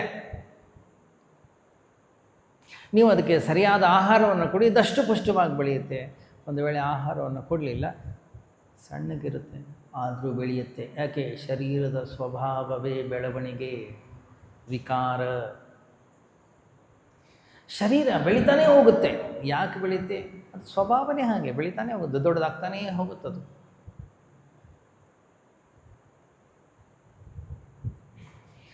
ಮನಸ್ಸು ಹೇಗೆ ಸಹಜವಾಗಿ ಬೆಳೀತದೋ, ಶರೀರ ಹೇಗೆ ಸಹಜವಾಗಿ ಬೆಳೀತದೋ, ಮನಸ್ಸು ಕೂಡ ಅಷ್ಟೇ ಸಹಜವಾಗಿ ಬೆಳೀಲಿ ಅಂತ ನಾವು ಬಯಸ್ತೀವಿ. ಮನಸ್ಸು ಅಷ್ಟು ಸಹಜವಾಗಿ ವಿಕಾಸವನ್ನು ಹೊಂದೋದಿಲ್ಲ. ಮನಸ್ಸಿನ ವಿಕಾಸಕ್ಕೆ ನಾವು ಪ್ರಯತ್ನವನ್ನು ಮಾಡಬೇಕು. ಮನಸ್ಸಿನ ವಿಕಾಸಕ್ಕೆ ನಮ್ಮ ಸಾಧನೆಯ ಅವಶ್ಯಕತೆ ಇದೆ. ಮನಸ್ಸಿನ ವಿಕಾಸಕ್ಕೆ ನಮ್ಮ ತಪಸ್ಸಿನ ಅವಶ್ಯಕತೆ ಇದೆ.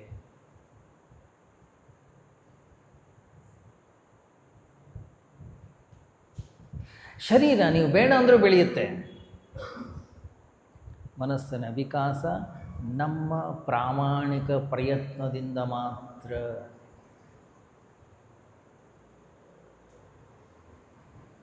ಗಮನಿಸಿ, ಮನೆಯಲ್ಲೊಂದು ಸಣ್ಣ ಮಗು ಇದೆ. ಮಗು ಒಂದು ಚಾಕ್ಲೇಟ್ ಕೇಳುತ್ತೆ, ನೀವು ತಂದು ಕೊಟ್ಟರೆ ಅದಕ್ಕೆ ಖುಷಿ ಆಗುತ್ತೆ. ನೀವು ತಂದು ಕೊಡಲಿಲ್ಲ, ಅದು ಅಳುತ್ತೆ. ಒಂದು ಮಗು ಇದೆ, ಒಂದು ಆಟಿಕೆ ಸಾಮಾನು ಬೇಕು ಅನ್ನುತ್ತೆ. ಆಟಿಕೆ ಸಾಮಾನು ನೀವು ತಂದು ಕೊಟ್ಟರೆ ಅದಕ್ಕೆ ಖುಷಿ ಆಗುತ್ತೆ, ತಂದು ಕೊಡಲಿಲ್ಲ ದುಃಖ ಆಗುತ್ತೆ.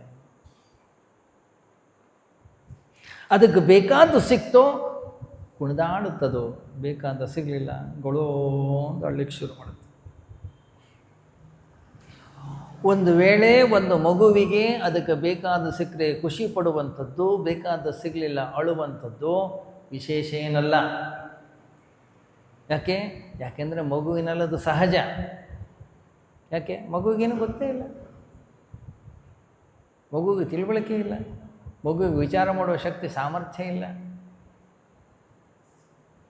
ಆದ್ದರಿಂದ ಮಗು ಅದು ಬಯಸಿದ ಸಿಕ್ಕರೆ ಖುಷಿ ಪಡೋದು, ಬಯಸಿದ ಸಿಗದೆ ಇದ್ದರೆ ಅಳೋದು ಸಹಜ, ವಿಶೇಷ ಅಲ್ಲ. ಆದರೆ ನಾವು ನಮಗೆಷ್ಟು ವಯಸ್ಸೀಗ? ನಮಗೆ 40 50 60 70 80 ಇವಾಗಲೂ ಕೂಡ ನಾವು ಹೇಗಿದ್ದೀವಿ? ನನಗೆ ಬೇಕಾದಂಥ ರೀತಿಯಲ್ಲಿ ಘಟನೆಗಳು ಘಟಿಸಿದರೆ ಖುಷಿ, ಪಾರ್ಟಿ ಮಾಡ್ತೀವಿ ನಾವು. ನನಗೆ ಬೇಕಾದ್ದು ಸಿಗಲಿಲ್ಲ, ನಾನು ಬಯಸಿದ್ದು ನಮ್ಮ ಮನೆಯಲ್ಲಿ ಆಗಲಿಲ್ಲ, ನಾನು ಹೇಳಿದ ಹಾಗೆ ನಮ್ಮ ಮನೆಯಲ್ಲಿ ಯಾರು ಕೇಳ್ತಾ ಇಲ್ಲ, ನಾನು ಅಂದುಕೊಂಡ ಹಾಗೆ ಯಾವ ಘಟನೆಗಳು ಘಟಿಸ್ತಾ ಇಲ್ಲ. ಮುಖ ಹೇಗಿರುತ್ತೆ? ಕುಂಬಳಕಾಯಿ ಥರ ಗೊಳೋ ಅಂತ ಅಳ್ತಾ ಇರ್ತಾನೆ, ಗಂಭೀರವಾಗಿರ್ತಾನೆ. ನನಗೆ ಬೇಕಾದ ಸಿಕ್ಕಾಗ ನಾನು ಖುಷಿ ಪಡ್ತೀನಿ, ನನಗೆ ಬೇಡವಾದ ಸಿಕ್ಕಾಗ ನಾನು ಅಳ್ತೀನಿ ಅಂದರೆ ನನಗೂ ಆ ಮಗುವಿಗೆ ಏನು ವ್ಯತ್ಯಾಸ ಆಯಿತು? ಮಗು ಯಾವ ಕೇಂದ್ರ ಬಿಂದುವಿನಲ್ಲಿದೆ, ಇನ್ನು ನಾವು ಅದೇ ಕೇಂದ್ರ ಬಿಂದುವಿನಲ್ಲೇ ಇದ್ದೀವಿ. ಶರೀರ ದೊಡ್ಡದಾಗಿದೆ, ಬಟ್ಟೆಗಳು ಬೇರೆ ಬೇರೆ ಇವೆ, ಮಾತುಕತೆ ಭಾಳ ದೊಡ್ಡದು ಮಾತಾಡ್ತಾ ಇದ್ದೀವಿ ನಾವು. ಆದರೆ ಮನಸ್ಸು ಇನ್ನೂ ಅಲ್ಲೇ ಇದೆ.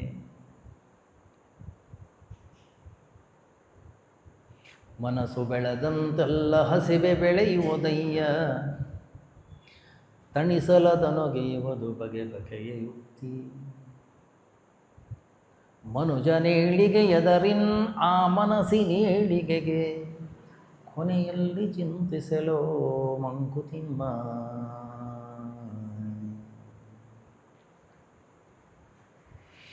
ಆ ಮನಸ್ಸಿನ ವಿಕಾಸದ ಕಡೆಗೆ, ಮನಸ್ಸಿನ ಏಳಿಗೆಯ ಕಡೆಗೆ, ಮನಸ್ಸಿನ ಉನ್ನತಿಗಾಗಿ ಏನು ಪ್ರಯತ್ನ ಮಾಡಿದ್ದೀವಿ ನಮ್ಮ ಕಡೆಯಿಂದ?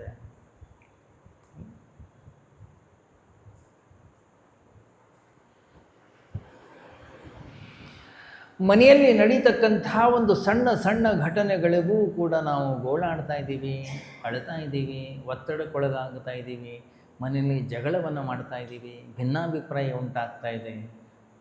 ಏನು ತೋರಿಸ್ತದದು? ನಮ್ಮ ಬಾಲಿಶತನವನ್ನು ತೋರಿಸ್ತದೆ.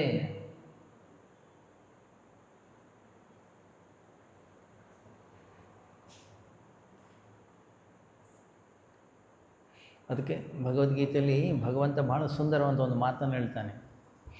ಯದ್ಯದಾಚರತಿ ಶ್ರೇಷ್ಠ ತತ್ತದೇವೇತರೋ ಜನಃ ಸಯತ್ ಪ್ರಮಾಣಂ ಕುರುತೆ ಲೋಕಸ್ತತನು ವರ್ತತೆ. ಅರ್ಜುನ, ನೀನೊಬ್ಬ ಆದರ್ಶ ಪುರುಷ, ನೀನೊಬ್ಬ ಶ್ರೇಷ್ಠ ಪುರುಷ. ಶ್ರೇಷ್ಠ ಪುರುಷ ಈ ಜಗತ್ತಿನಲ್ಲಿ ಹೇಗಿರಬೇಕು ಅನ್ನೋದನ್ನು ಕಲಿ. ಯತ್ ಯತ್ ಶ್ರೇಷ್ಠ ಆಚರತಿ ತತ್ ತತ್ ಏವ ಅನುಚರತಿ. ಅನುಕರಣೆಯನ್ನು ಮಾಡ್ತಾರೆ. ಈ ಜಗತ್ತಿನಲ್ಲಿ ಯಾವಾಗಲೂ ಕೂಡ ಅಷ್ಟೇ, ಜನ ಕೇಳಿ ಕಲಿಯೋದಿಲ್ಲ, ಜನ ನೋಡಿ ಕಲಿತಾರೆ. ಅದಕ್ಕೆ ಟಿ ವಿ ಮಾಧ್ಯಮ ಅನ್ನುವಂಥದ್ದು ಏನಿದೆ ಈ ಜಗತ್ತಿನಲ್ಲಿ ಬಹಳ ಪ್ರಭಾವಶಾಲಿ.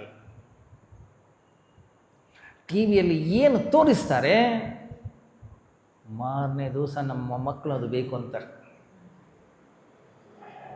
ಯಾಕೆ? ಅದು ನಮ್ಮ ಮೇಲೆ ಅಷ್ಟು ಪ್ರಭಾವಶಾಲಿ.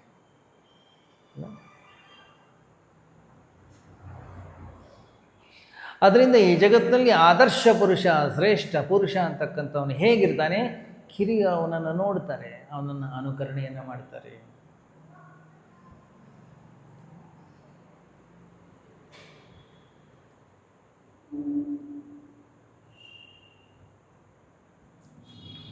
ಬಲರಾಮನ ರಾಜ್ಯದಲ್ಲಿ ಬಲರಾಮ ಮಲ್ಲಯುದ್ಧ ಭಾಳ ಪ್ರಭಾವಶಾಲಿ ಅವನು.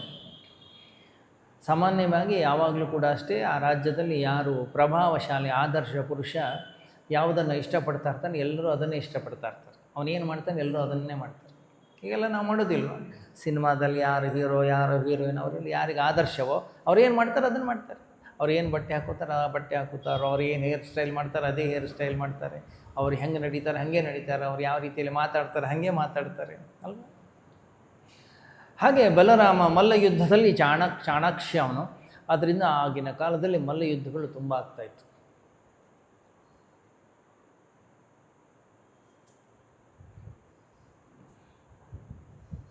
ಒಂದು ಸರಿ ಮಲ್ಲಯುದ್ಧ ಆಗ್ತಾಯಿತ್ತು. ಮಲ್ಲಯುದ್ಧ ಆಗುವಾಗ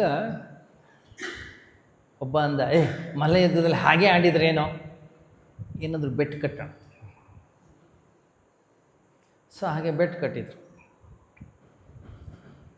ಬೆಟ್ ಕಟ್ತಾ ಕಟ್ತಾ ಕಟ್ತಾ ಕಟ್ತಾ ಒಬ್ಬ ವ್ಯಕ್ತಿ ಎಲ್ಲವನ್ನ ಕಳ್ಕೊಂಡ. ಕೊನೆಗೆ ಅವನ ಹೆಂಡತಿಯನ್ನೇ ಕಟ್ಟಿಬಿಟ್ಟ, ಹೆಂಡತಿಯನ್ನು ಸೋತ್ಬಿಟ್ಟ.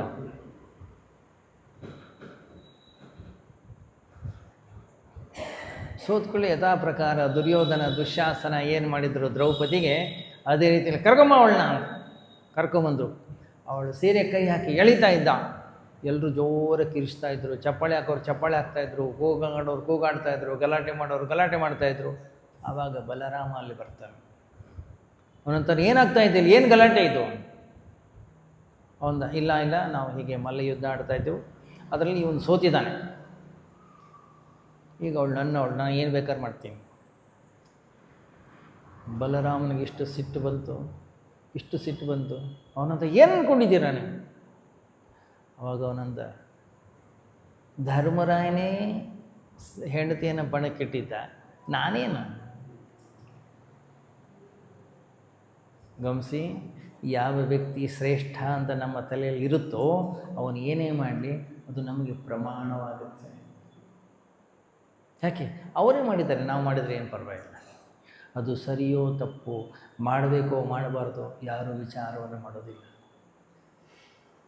ಬಲರಾಮ ಕಕ್ಕ ವ್ಯಕ್ತಿ.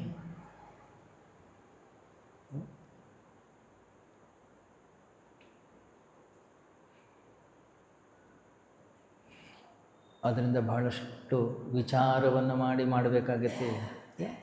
ಅದಕ್ಕೆ ಹಿಂದೆಲ್ಲ ಮನೆಗಳಲ್ಲಿ ಗಮನಿಸಿ, ಎಲ್ಲರ ಮನೆಯಲ್ಲೂ ಭಿನ್ನಾಭಿಪ್ರಾಯಗಳಿರ್ತವೆ, ಎಲ್ಲರ ಮನೆಯಲ್ಲೂ ರಾಗದ್ವೇಷಗಳಿವೆ, ಎಲ್ಲರ ಮನೆಯಲ್ಲೂ ಕೂಡ ಏರುಪೇರಿರುತ್ತೆ, ನೂರಾರು ತಾಪತ್ರಯಗಳಿರ್ತವೆ. ಮೇಲ್ನೋಟಕ್ಕೆ ಎಲ್ಲರೂ ನಗುನಗುತ್ತಾ ಇದ್ರೂ ಕೂಡ ಒಳಗಡೆ ಸಾಕಷ್ಟು ಸಮಸ್ಯೆಗಳಿರ್ತವೆ. ಏನೇ ಸಮಸ್ಯೆಗಳಿದ್ದರೂ, ಏನೇ ಭಿನ್ನಾಭಿಪ್ರಾಯಗಳಿದ್ದರೂ, ಏನೇ ರಾಗದ್ವೇಷಗಳಿದ್ದರೂ ಮನೆಯ ಮಕ್ಕಳ ಎದುರು ಅವರು ಜಗಳಾಡ್ತಾ ಇರಲಿಲ್ಲ, ಮನೆಯ ಮಕ್ಕಳ ಎದುರು ಅವರು ಗೋಳಾಡ್ತಾ ಇರಲಿಲ್ಲ, ಹೊಡೆದಾಡ್ತಾ ಇರಲಿಲ್ಲ. ಆ ಮಕ್ಕಳೆಲ್ಲ ಮಲಗಿದ ಮೇಲೆ ಇವರು ತಾವು ತಮ್ಮ ಸಮಸ್ಯೆಯನ್ನು ಬಗೆಹರಿಸ್ಕೊಳ್ತಾ ಇದ್ರು.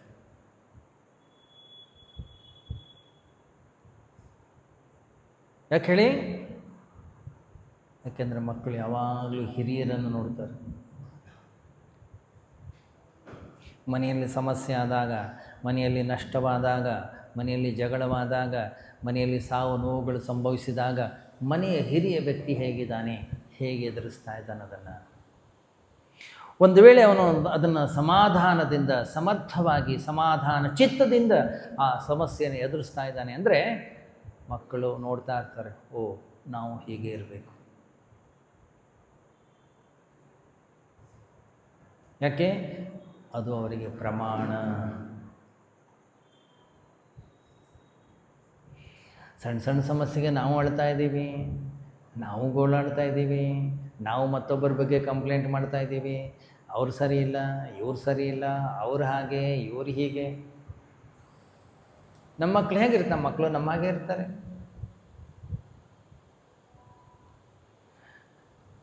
ಮನುಜನೇಳಿಗೆಯದರಿನ್ ಆ ಮನಸ್ಸಿನೇಳಿಗೆಗೆ ಕೊನೆಯಲ್ಲಿ ಚಿಂತಿಸಲು. ಅಲ್ಲ, ಆ ಮನಸ್ಸಿನ ಏಳಿಗೆಗೆ ನಾವು ಪ್ರಯತ್ನವನ್ನು ಮಾಡಬೇಕಾಗಿದೆ.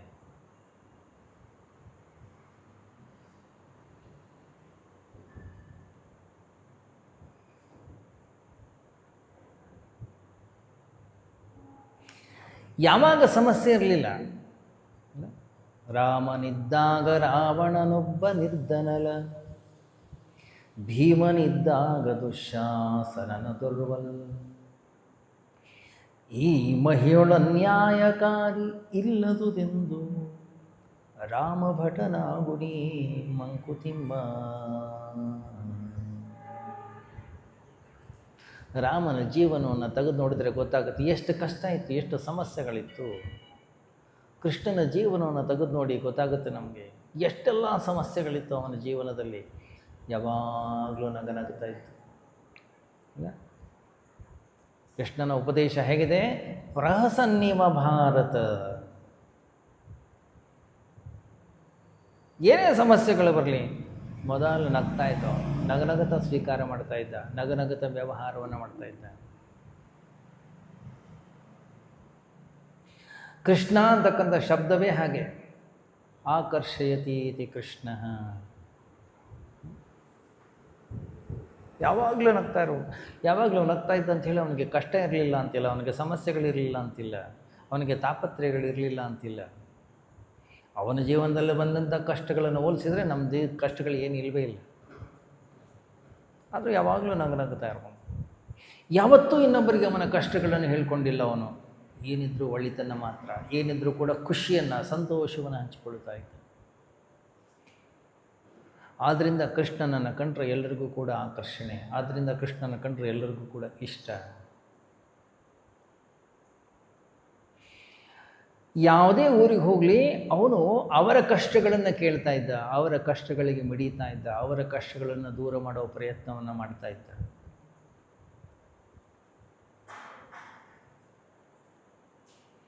ಯಾರ ಹತ್ರನೂ ಕೂಡ ಬಂದು ನಿಜವೋ ನಾನು ಇಂಥ ಕಷ್ಟದಲ್ಲಿದ್ದೀನಿ, ಈ ಥರ ಸಮಸ್ಯೆಯಲ್ಲಿದ್ದೀನಿ,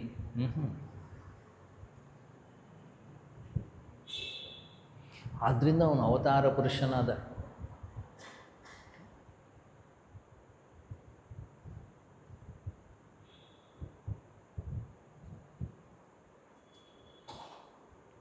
ಇಂಗ್ಲೆಂಡಿನ ಸೈನ್ಯಾಧಿಕಾರಿ, ಎರಡನೇ ಮಹಾಯುದ್ಧವಾದಾಗ ಇಂಗ್ಲೆಂಡಿನ ಸೈನ್ಯಾಧಿಕಾರಿ, ಅವನ ಹೆಸರು ಸಿಡ್ನಿ. ಅವನ ಒಂದು ಕೈ, ಅವನ ಒಂದು ಕಾಲು ಕತ್ತರಿಸಿರ್ತಾರೆ ಯುದ್ಧದಲ್ಲಿ. ಸಾಯಂಕಾಲದ ಸಮಯ, ಎಲ್ಲ ಯುದ್ಧ ನಿಂತಿರುತ್ತೆ.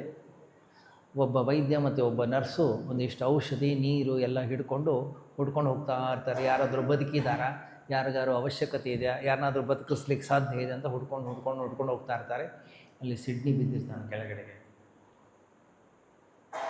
ಅವನ್ನ ನೋಡಿದ್ಕೊಳ್ಳು ಡಾಕ್ಟ್ರು ಎದ್ದು ಕೂರಿಸ್ಲಿಕ್ಕೆ ಹೋಗ್ತಾರೆ. ಎದ್ದು ಕೂರ್ಲಿಕ್ಕೆ ಆಗೋಲ್ಲ, ಯಾಕಂದರೆ ಅಷ್ಟು ನಿತ್ರಾಣನಾಗಿರ್ತಾನೆ. ಒಂದು ಕೈ ಒಂದು ಕಾಲು ಎರಡೂ ಕತ್ತರಿಸಿದ್ದಾರೆ.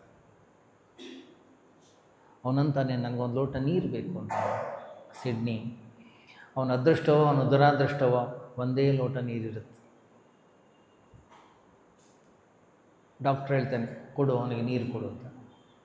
ಸಿಡ್ನಿ ಸುಮ್ಮನಿರ್ಬೋದಿತ್ತು, ಯಾಕೋ ಕತ್ತನ್ನು ಈ ಕಡೆ ತಿರುಗಿಸ್ತಾನೆ. ಅಲ್ಲೊಬ್ಬ ಸೈನಿಕ ಬಿದ್ದಿದ್ದಾನೆ, ಅವನ ಎರಡೂ ಕೈ ಎರಡೂ ಕಾಲ ಕತ್ತರಿಸಲ್ಪಟ್ಟಿದೆ. ಅವನಿಗೆ ಮಾತಾಡಲಿಕ್ಕೆ ಕೂಡ ಶಕ್ತಿ ಇಲ್ಲ.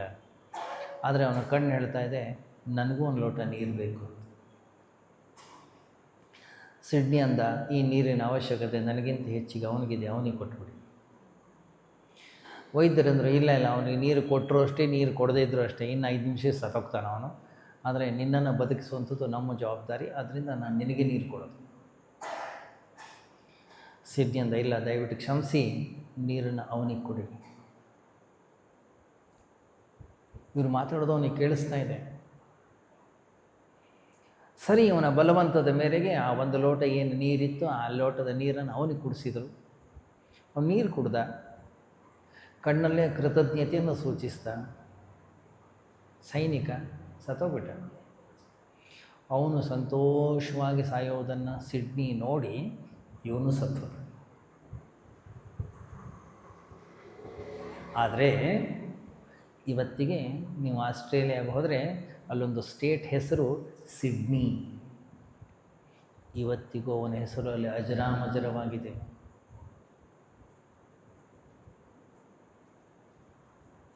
ಅಂಥ ರೀತಿಯಲ್ಲಿ ಜೀವನ ಮಾಡಿದವರು ಅವರೆಲ್ಲ. ಇವತ್ತಿಗೆ ನಾವು ನಮ್ಮ ಜೀವನದಲ್ಲಿ ಒಂದಿಷ್ಟು ಜನರು ಫೋಟೋ ಇಟ್ಕೊಂಡಿದ್ದೀವಿ. ಹೋದ ನಮ್ಮ ಮನೆಯಲ್ಲಿ ಆಚಾರ್ಯ ಶಂಕರರಂತೆ, ಮಾಧ್ವರಂತೆ, ರಾಮಾನುಜರಂತೆ, ವಿವೇಕಾನಂದರಂತೆ, ಪರಮಹಂಸರಂತೆ, ಸಮರ್ಥ ರಾಮದಾಸರಂತೆ, ಚೈತನ್ಯ ಮಹಾಪ್ರಭು ಅಂತೆ, ಸ್ವಾಮಿ ರಾಮತೀರ್ಥರಂತೆ, ಅಲ್ಲ ಸಿದ್ಧಾರೂಢರಂತೆ, ಒಬ್ಬರು ಇಬ್ಬರು ಬೇಕಾದಷ್ಟು ಜನ ಆಗಿ ಹೋಗಿದ್ದಾರೆ. ಹಳ್ಳಿಗೆ ಹೆಜ್ಜೆಗೆ ಸಂತರಾಗಿ ಹೋಗಿದ್ದಾರೆ. ಯಾರವರೆಲ್ಲ?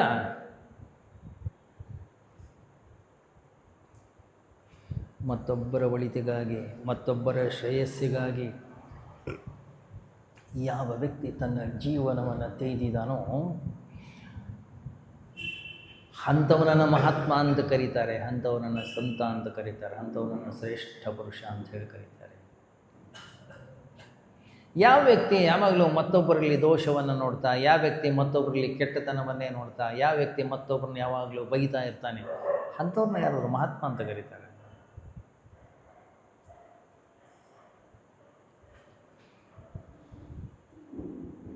ಪರಮಹಂಸರ ಬಳಿ ಒಬ್ಬ ಕುಡುಕ ಬರೋನಂತೆ, ಯಾವಾಗಲೂ ಬಂದು ಕೇಳೋನಂತೆ, ಸರ್ ಇವತ್ತು ಕುಡಿಲಿಕ್ಕೆ ಹಣ ಇಲ್ಲ, ಒಂದು ಸ್ವಲ್ಪ ಇದ್ದರೆ ಕೊಡಿ ಅಂತ. ಅವ್ರ ಹತ್ರ ಇದ್ದರೆ ಎತ್ತು ಕೊಟ್ಬಿಡ್ತಿದ್ರು ಪರಮಹಂಸರು. ಅವನ ಭಕ್ತರು ಬಂದು ಹೇಳಿದ್ರು, ಏನು ಸ ಕುಡಿಯೋನಿಗೆಲ್ಲ ಸಾಕ್ತಿರಲ್ಲ ನೀವು, ಅವ್ನಿಗೆ ಹಣ ಕೊಡ್ತಾರೆ ಯಾರಾದರೂ. ಪರಮಹಂಸರನ್ನವರಂತೆ, ಅಯ್ಯೋ ನಾನು ಏನಪ್ಪ ಮಾಡಲಿ, ನನ್ನ ಹತ್ರ ಬಂದು ಕೇಳ್ತಾನೆ, ನನಗಿಲ್ಲ ಅನ್ಲಿಕ್ಕೆ ಆಗೋದಿಲ್ಲ. ಅಲ್ಲ ಕುಡಿಯೋದಕ್ಕೆಲ್ಲ ಕೊಡ್ತೀರಲ್ಲ ನೀವು. ಹೌದು ಕೊಡಬಾರ್ದು, ಏನು ಮಾಡೋದು, ನನ್ನ ಹತ್ರ ಬಂದು ಕೇಳ್ತಾನಲ್ಲ ಅವನು, ಕೊಡಲೇಬೇಕು ನಾನು. ಹೀಗೆ ನಡೀತಾ ಇರುತ್ತೆ ಭಕ್ತರಿಗೂ ಪರಮಹಂಸರಿಗೂ ಜಟಾಪಟಿ ಎಲ್ಲ. ಒಂದು ಸರಿ ಪರಮಹಂಸರು ಸಮಾಧಿಸ್ಥರಾಗಿ ಕೂತ್ಕೊಂಡಿರ್ತಾರೆ. ಇವನು ಕುಡುಕನಿಗೆ ಫ್ರೆಂಡ್ಶಿಪ್ ಅಲ್ಲ ಮುಂಚಿಂದ, ಸೀದಾ ಪರಮಹಂಸರು ರೂಮ್ಗೆ ಹೋಗ್ಬಿಡ್ತಾನೆ ಅವನು. ಅವರು ಸಮಾಧಿಸ್ಥರಾಗಿ ಕೂತ್ಕೊಂಡಿದ್ದಾರೆ. ಇವನಿಗೆ ಗೊತ್ತಿಲ್ಲ ಪಾಪ, ಇವನು ಹಣ ಕೇಳಲಿಕ್ಕೆ ಹೋಗಿದ್ದಾನೆ. ಹೋಗಿ ನೋಡ್ತಾನೆ ಮತ್ತನಲ್ಲಿದ್ದಾರೆ, ಖುಷಿ ಸಂತೋಷವಾಗಿದೆ, ಯಾಕೆ ಸಮಾಧಿಯಲ್ಲಿದ್ದಾರೆ ಅವರು. ಆ ಮುಖದಲ್ಲಿ ಆನಂದ, ಶಾಂತಿ, ತೃಪ್ತಿ, ನೆಮ್ಮದಿ ಎದ್ದು ಕಾಣಿಸ್ತಾ ಇದೆ. ಯಾವಾಗ ಇವನು ಅದನ್ನು ನೋಡ್ತಾನೆ ಆಶ್ಚರ್ಯ ಆಗ್ಬಿಡುತ್ತೆ ಅವನಿಗೆ. ನಾನು ತಿಳ್ಕೊಂಡಿದ್ದೆ ನಾನು ಮಾತ್ರ ಕುಡಿತೀನಿ ಅಂತ, ಇವರು ಕುಡಿತಾರೆ.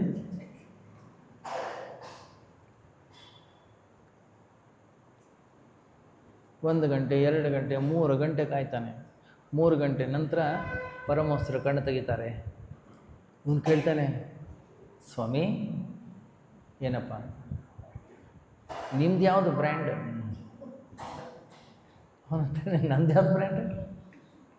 ನಾನು ತಿಳ್ಕೊಂಡಿದ್ದೆ ಖುಷಿ ಸಂತೋಷಕ್ಕೆ ನಾನು ಮಾತ್ರ ಕುಡಿತೀನಿ ಅಂತ, ನೀವು ಕುಡಿತೀರಿ? ಪರಮಹಂಸ ಅಂತಾರೆ, ಹೌದು ನಾನು ಕುಡಿತೇನೆ. ನಿಮ್ದು ಯಾವುದು ಬ್ರ್ಯಾಂಡು? ನಮ್ಮದು ಬ್ರ್ಯಾಂಡು ಬೇರೆಯೇ. ಅವನಂತಾರೆ, ನನಗೆ ಅದು ಬೇಕು, ಹಣ ಬೇಡ ನನಗೆ ಅಂತ. ಆ ಬ್ರ್ಯಾಂಡ್ ಬೇಕಾದರೆ ಈ ಬ್ರ್ಯಾಂಡ್ ಬಿಡಬೇಕಾಗುತ್ತೆ. ಎಷ್ಟು ಆಶ್ಚರ್ಯ ಗೊತ್ತಾ, ಕೆಲವೇ ದಿನಗಳಲ್ಲಿ ಅವನು ಕೂಡ ಒಬ್ಬ ಸಂತನಾಗಿಬಿಟ್ಟ. ಯಾರು ಭಕ್ತಾದಿಗಳು ಜಗಳ ಆಡ್ತಾ ಇದ್ರು, ಅವ್ರು ಬಂದು ಕೇಳಿದ್ರು, ಸ್ವಾಮಿ ಏನಾಯ್ತು ಇದು ಅಂತ. ಹೌದಪ್ಪ, ಅದಕ್ಕೆ ನನ್ನ ಹತ್ರ ಬರ್ತಾಯಿದ್ರು, ನಾನು ಅವ್ನಿಗೆ ಹಣ ಕೊಡ್ತಾಯಿದ್ದೆ. ಯಾಕೆಂದರೆ ನನ್ನ ಹತ್ರ ಬಂದವ ಮತ್ತೆ ಹಾಳಾಗ್ಲಿಕ್ಕೆ ಸಾಧ್ಯ ಇಲ್ಲ. ಮಹಾತ್ಮರ ಬಳಿ, ಸಂತರ ಬಳಿ, ಸತ್ಸಂಗಕ್ಕೆ ನಾವು ಯಾವ ವ್ಯಕ್ತಿ ಹೋಗ್ತಾನೆ ಅವನು ಅನಿವಾರ್ಯವಾಗಿ ಬದಲಾಗಲೇಬೇಕು, ಬೇರೆ ದಾರಿ ಇಲ್ಲ.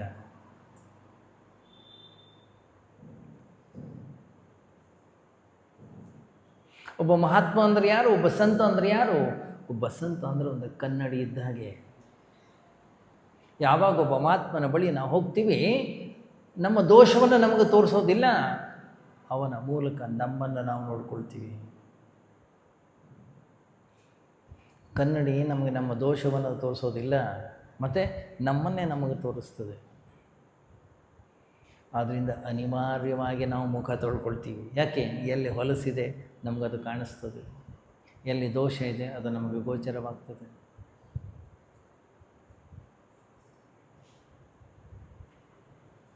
ಮತ್ತೊಬ್ಬರಲ್ಲಿ ದೋಷ ನೋಡೋದು ವಿಶೇಷ ಏನು ಅಲ್ವೇ ಅಲ್ಲ.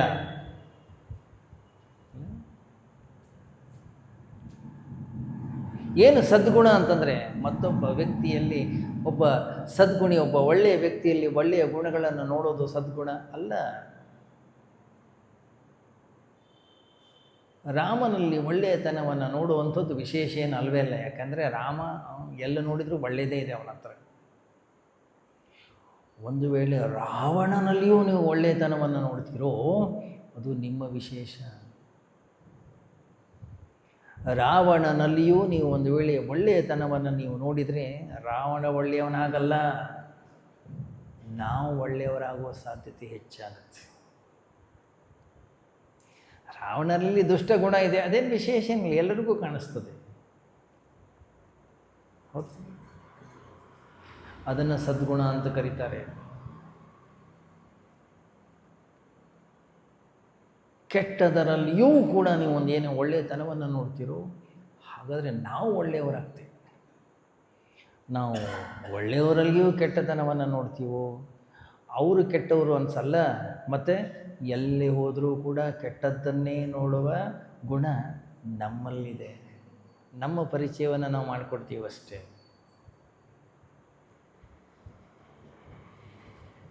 ನಾವೇನಾದರೂ ಅಭಿಪ್ರಾಯವನ್ನು ವ್ಯಕ್ತಪಡಿಸಿದರೆ, ಯಾರ ಪ್ರತಿ ನಮ್ಮ ಅಭಿಪ್ರಾಯವನ್ನು ವ್ಯಕ್ತಪಡಿಸ್ತೀವಿ ಆ ವ್ಯಕ್ತಿಯ ಪರಿಚಯವನ್ನು ನಾವು ಮಾಡೋದಿಲ್ಲ.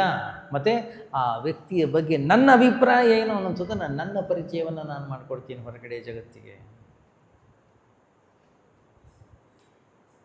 ಗಮನಿಸಿ, ನಮ್ಮ ಋಷಿಮುನಿಗಳು ಈ ಜಗತ್ತಿಗೆ ಹೇಗೆ ಪರಿಚಯ ಮಾಡಿಕೊಟ್ರು ಗೊತ್ತಾ? ಅವ್ರು ಹೇಳಿದರು, ಈಶಾವಾಸ್ಯಮಿದಗಂ ಸರ್ವಂ ಯತ್ಕಿಂಚ ಜಗತ್ಯಾಂ ಜಗತ್. ಅವ್ರು ಹೇಳಿದರು, ಎಲ್ಲವೂ ಕೂಡ ಭಗವಂತನೇ, ಎಲ್ಲವೂ ಕೂಡ ಭಗವಂತನ ಸ್ವರೂಪವೇ. ಇಲ್ಲಿ ಭಗವಂತನನ್ನು ಬಿಟ್ಟು ಬೇರೆ ಯಾರೂ ಏನಿಲ್ಲವೇ. ಅವರು ಎಲ್ಲ ಕಡೆಗೂ ಭಗವಂತನನ್ನು ನೋಡ್ತಾರೆ ಅಂತಂದರೆ ಎಲ್ಲ ಕಡೆಗೂ ಭಗವಂತ ಇದ್ದಾನೆ ಅಂತ ಅರ್ಥ ಅಲ್ಲ. ಅವರ ಅಂತಃಕರಣದಲ್ಲಿ ಭಗವಂತನನ್ನು ಬಿಟ್ಟು ಬೇರೆ ಯಾರೂ ಇಲ್ಲ.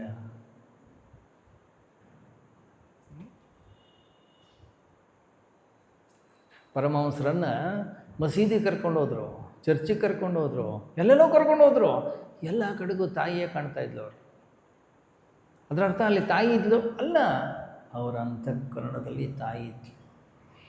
ಅದರಿಂದ ಎಲ್ಲ ಕಡೆಗೂ ಅದನ್ನು ಬಿಟ್ಟು ಬೇರೇನೋ ನೋಡ್ತಾನೆ ಇರಲಿಲ್ಲ. ಅದೇ ರೀತಿಯಲ್ಲಿ ನಮ್ಮ ಅಂತಃಕರಣದಲ್ಲಿ ಶಾಂತತೆ ಇದೆ, ನಮ್ಮ ಅಂತಃಕರಣದಲ್ಲಿ ಒತ್ತಡ ಇಲ್ಲ, ನಮ್ಮ ಅಂತಃಕರಣ ಪ್ರಫುಲ್ಲವಾಗಿದೆ. ನಾವು ಎಲ್ಲೇ ಹೋಗಲಿ ಶಾಂತವಾಗಿರ್ತೀವಿ. ನಾವು ಒತ್ತಡದಲ್ಲಿದ್ದೀವಿ, ನಾವು ಅಳ್ತಾ ಇದ್ದೀವಿ, ನಾವು ಗೋಳಾಡ್ತಾ ಇದ್ದೀವಿ, ನಮ್ಮನ್ನು ಸ್ವರ್ಗಕ್ಕೆ ಕರ್ಕೊಂಡು ಹೋದರೂ ಅಲ್ಲಿ ನರಕವನ್ನು ನಾವು ನಿರ್ಮಾಣ ಮಾಡ್ತೀವಿ.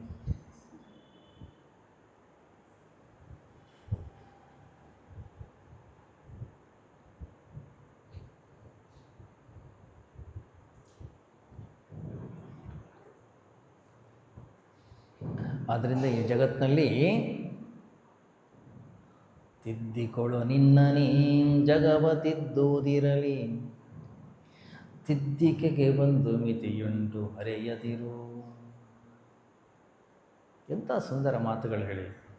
ಡಿ ವಿ ಜಿ ಹೇಳ್ತಾರೆ, ನಿನ್ನ ಅಂತಃಕರಣವನ್ನು ತಿದ್ದುಕೋ, ನಿನ್ನ ದೃಷ್ಟಿಕೋನವನ್ನು ಮೊದಲು ಸರಿ ಮಾಡಿಕೋ, ಜಗತ್ತನ್ನು ಸರಿ ಮಾಡೋದಲ್ಲ. ಈ ಜಗತ್ತಿನಲ್ಲಿ ಇನ್ನೂವರೆಗೂ ಯಾರೂ ಯಾರನ್ನೂ ಬದಲಾಯಿಸಿಲ್ಲ, ಬದಲಾಯಿಸ್ಲಿಕ್ಕೆ ಆಗೋದೂ ಇಲ್ಲ.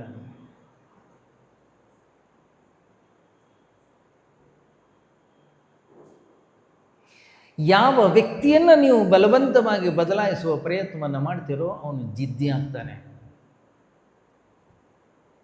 ಮತ್ತು ನಮ್ಮನ್ನು ಯಾರೂ ಬದಲಾಯಿಸ್ಲಿಕ್ಕೆ ಸಾಧ್ಯ ಇಲ್ಲ. ನಾವು ಇಷ್ಟಪಟ್ಟರೆ ನಾವು ಬದಲಾಗ್ಬೋದಷ್ಟೇ, ಇನ್ನೊಬ್ಬರಿಂದ ನಾವು ಬದಲಾಯಿಸ್ಲಿಕ್ಕೆ ಸಾಧ್ಯನೇ ಇಲ್ಲ. ಬದಲಾವಣೆ ನಾನು ಬಯಸಬೇಕು. ನಾನು ಹೀಗಿರಬೇಕು ಅಂತ ನನಗನ್ಸಿದ್ರೆ ನಾನು ಹಾಗಿರ್ಲಿಕ್ಕೆ ಶುರು ಮಾಡ್ತೀನಿ. ಇನ್ನೊಬ್ಬರು ಹೇಳಿದರೆ ನಾವು ಆಗೋದಿಲ್ಲ.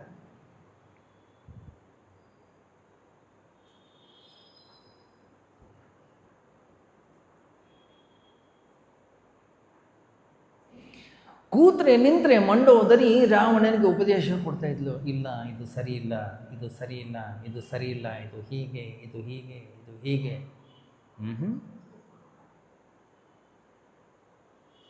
ರಾವಣನಿಗೆ ಮಂಡೋದರಿ ಮೇಲೆ ಬಹಳ ಪ್ರೀತಿ. ಅವಳಿಗೆ ಬೈತಿರಲಿಲ್ಲ ಅವನು, ಆದರೆ ಅವಳು ಹೇಳಿದ್ದು ಏನೂ ಮಾಡ್ತಿರಲಿಲ್ಲ. ಅವನಿಗೆ ಗೊತ್ತಿತ್ತು ಏನು ಮಾಡಬೇಕು ಏನು ಮಾಡಬಾರ್ದು ಗೊತ್ತಿತ್ತು ಅವನಿಗೆ. ಆದರೂ ಕೂಡ ನಾವು ಅಷ್ಟೇ, ನಮಗೇನು ಸರಿ ಅನಿಸುತ್ತೆ, ನಮಗೇನು ಬೇಕೋ ಅದನ್ನೇ ನಾವು ಮಾಡೋದು.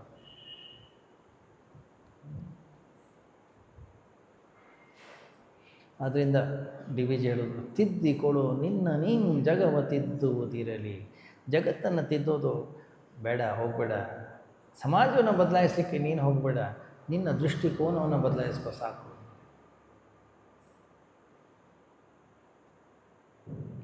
ನಮ್ಮ ವಿಚಾರಧಾರೆಯನ್ನು ಬದಲಾಯಿಸ್ಕೊಳ್ಬೇಕಾಗಿದೆ.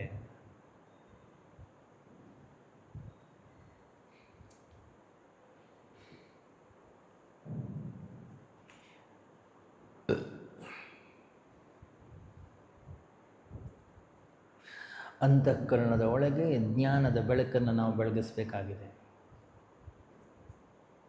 ಅಂತಃಕರಣದ ಒಳಗಡೆಗೆ ವಿವೇಕ ಜಾಗೃತವಾಗಬೇಕಾಗಿದೆ.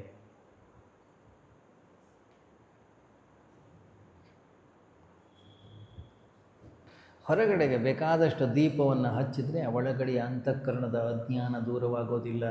ಅಥವಾ ಬೆಳಕು ಬೆಳಕು ಬೆಳಕು ಅಂತ ನೀವು ಜಪ ಮಾಡಿದರೂ ನಿಮ್ಮ ಅಂತಃಕರಣದ ಒಳಗಡೆಗೆ ಬೆಳಕಾಗೋದಿಲ್ಲ. ಅಜ್ಞಾನತಿಮಿರಾಂಧಸ್ಯ ಜ್ಞಾನಾಂಜನಶಲಾಕಯ ಚಕ್ಷುರುನ್ಮೀಲಿತಂ ಯೇನ ತಸ್ಮೈ ಶ್ರೀ ಗುರವೇ ನಮಃ. ಅಜ್ಞಾನ ತಿಮಿರ, ಅಜ್ಞಾನ ಅಂತಕ್ಕಂಥ ಒಂದು ಪೊರೆ, ಜ್ಞಾನಾಂಜನ ಶಲಾಕಯ, ಜ್ಞಾನ ಅಂತಕ್ಕಂತಹ ಕತ್ತರಿಯಿಂದ ಅದನ್ನು ಕತ್ತರಿಸ್ತಾನಂತೆ. ಚಕ್ಷು ಉನ್ಮೀಲಿತಂ ಯೇನ, ಜ್ಞಾನ ಚಕ್ಷುಸ್ಸನ್ನು ಕೊಡ್ತಾನಂತೆ. ಆದ್ದರಿಂದ ಗುರುವಿಗೆ ನಮಸ್ಕಾರ. ಆದ್ದರಿಂದ ಗುರು ನಮ್ಮ ಜೀವನದಲ್ಲಿ ಅತ್ಯಂತ ಉನ್ನತವಾದಂತಹ ಸ್ಥಾನವನ್ನು ಕೊಟ್ಟಿದ್ದಾನೆ. ನಮ್ಮ ಶಾಸ್ತ್ರಗಳು ಆ ಗುರುವಿನ ಸ್ಥಾನಮಾನ ಬಹಳ ಎತ್ತರಕ್ಕಿಟ್ಟಿದ್ದಾರೆ. ಗುರುರ್ ಬ್ರಹ್ಮ ಗುರುರ್ ವಿಷ್ಣು ಗುರುರ್ ದೇವೋ ಮಹೇಶ್ವರ ಅಲ್ಲ. ಯಾವಾಗ ಅವನಿಂದ ಜ್ಞಾನವನ್ನು ಪಡಿತೀವಿ, ಯಾವಾಗ ಅವನಿಂದ ವಿವೇಕವನ್ನು ಪಡಿತೀವಿ, ಹೇಗೆ ಜೀವನವನ್ನು ಮಾಡಬೇಕು ಅನ್ನೋದನ್ನು ನಾವು ಕಲಿತೇವೆ.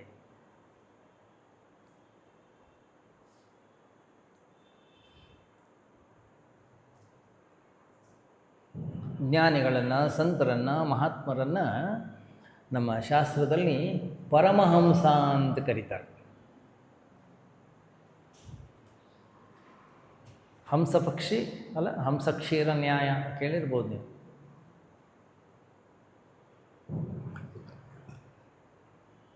ಹಂಸಕ್ಕೆ ಹಾಲಿಗೆ ನೀರನ್ನು ಮಿಕ್ಸ್ ಮಾಡಿ ಅದರ ಮುಂದೆ ಇಟ್ಟರೆ ನೀರನ್ನು ಬಿಟ್ಟು ಬರೀ ಹಾಲನ್ನು ಮಾತ್ರ ಕುಡಿತದಂತೆ. ಅದೇ ಹಂಸ ಪಕ್ಷಿಯ ವಿಶೇಷತೆ. ಆದರೆ ಸನ್ಯಾಸಿಯನ್ನೊಬ್ಬ ಮಹಾತ್ಮನನ್ನು ಪರಮಹಂಸ ಅಂತ ಕರೀತಾರೆ. ಯಾಕೆ? ನಮಗೆ ಅಂತಹ ವಿವೇಕವನ್ನು ಕೊಡ್ತಾನವನು. ಏನನ್ನು ಸ್ವೀಕಾರ ಮಾಡಬೇಕು, ಏನನ್ನು ಸ್ವೀಕಾರ ಮಾಡಬಾರ್ದು, ಅಂತಹ ವಿವೇಕ, ಅಂತಹ ದೃಷ್ಟಿಕೋನವನ್ನು ಕೊಡ್ತಾನೆ ನಮಗೆ.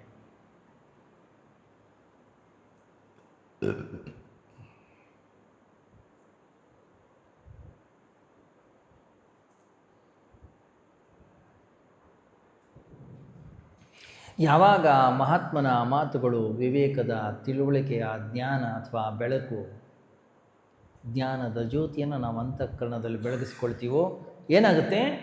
ನಮ್ಮ ಅಂತಃಕರಣ ಅನ್ನೋದು ಶುದ್ಧವಾಗ್ತಾ ಹೋಗುತ್ತೆ. ನಮ್ಮ ಅಂತಃಕರಣ ಅನ್ನೋದು ಪರಿಶುದ್ಧವಾಗ್ತಾ ಹೋಗುತ್ತೆ.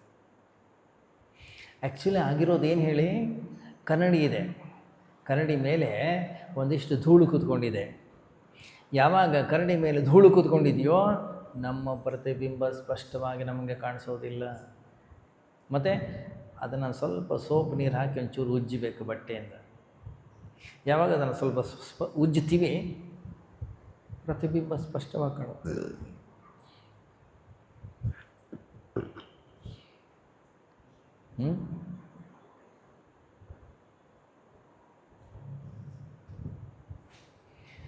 ಭಗವಂತ ನಮ್ಮ ಅಂತಃಕರಣದ ಒಳಗಡೆ ಇದ್ರೂ ಕೂಡ ಭಗವಂತ ನಮ್ಮ ಅನುಭವಕ್ಕೆ ಸಿಗ್ತಾ ಇಲ್ಲ. ಯಾಕೆ?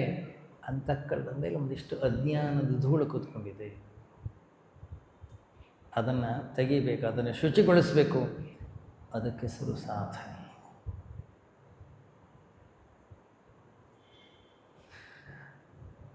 ಮುಂದುವರಿಯುತ್ತೆ ನಾಳೆ ಚಿಂತನೆ.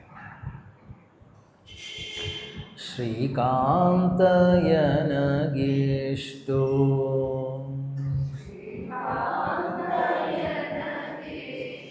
ದಯ ಮಾಡೋ ತಂದೆ,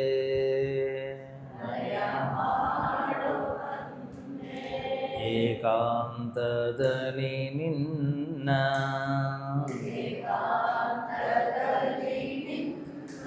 ಭಜಿಸುವ ಸೌಭಾಗ್ಯ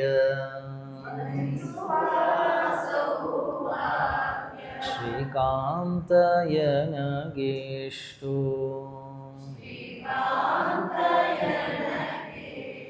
ದಯ ಮಾಡೋ ತಂದೆ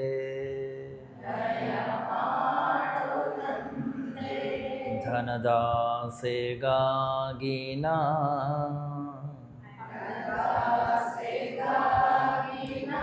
ಧನಿಕರ ಮನೆಗಳ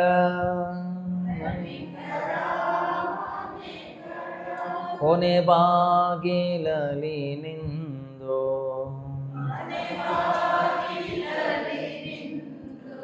ತೊಳಲಿ ಬಳಲಿದನೋ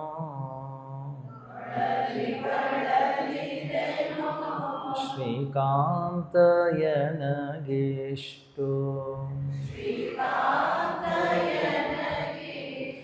ದಯ ಮಾಡೋ ತಂದೆ ದೇಹಾದಿ ಮನದಿಂದ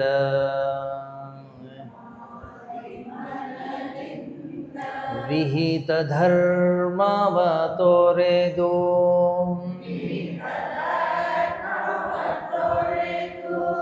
ದೇಹಾದಿ ಮನದಿಂದ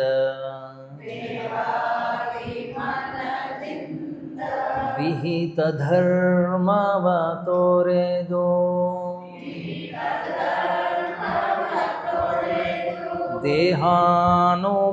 ದೇಹಾನುಬದ್ಧನಾಗಿ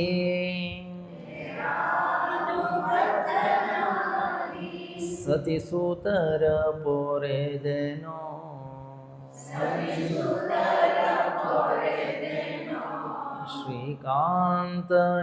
ಶ್ರೀಕಾಂತಯನಗೆಷ್ಟು ದಯ ಮಾಡೋ ತಂದೆ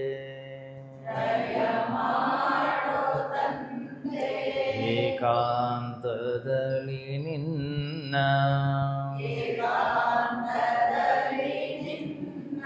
ಭಜಿಸುವ ಸೌಭಾಗ್ಯ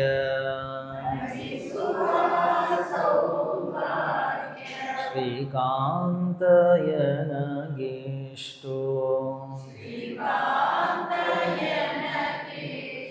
ದಯ ಮಾಡೋ ತಂದೆ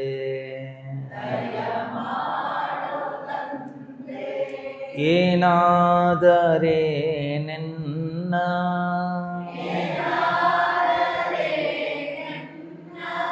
ಹೀನ ಗುಣಗಳನ್ನೆಲ್ಲ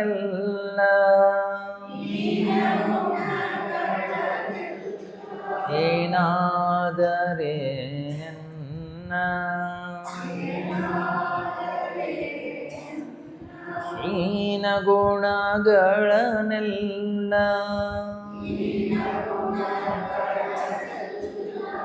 ಮನ್ನಿಸಿ ಸಲಹೋ ಶ್ರೀ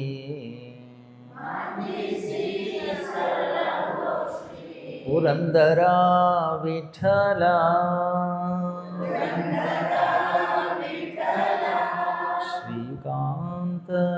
ಶ್ರೀಕಾಂತಯನಗೆಷ್ಟು ದಯ ಮಾಡೋ ತಂದೆ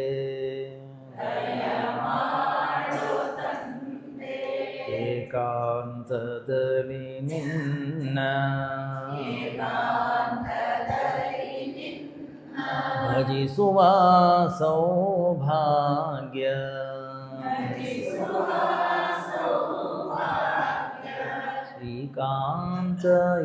ಶ್ರೀಕಾಂತಯನಗೆಷ್ಟು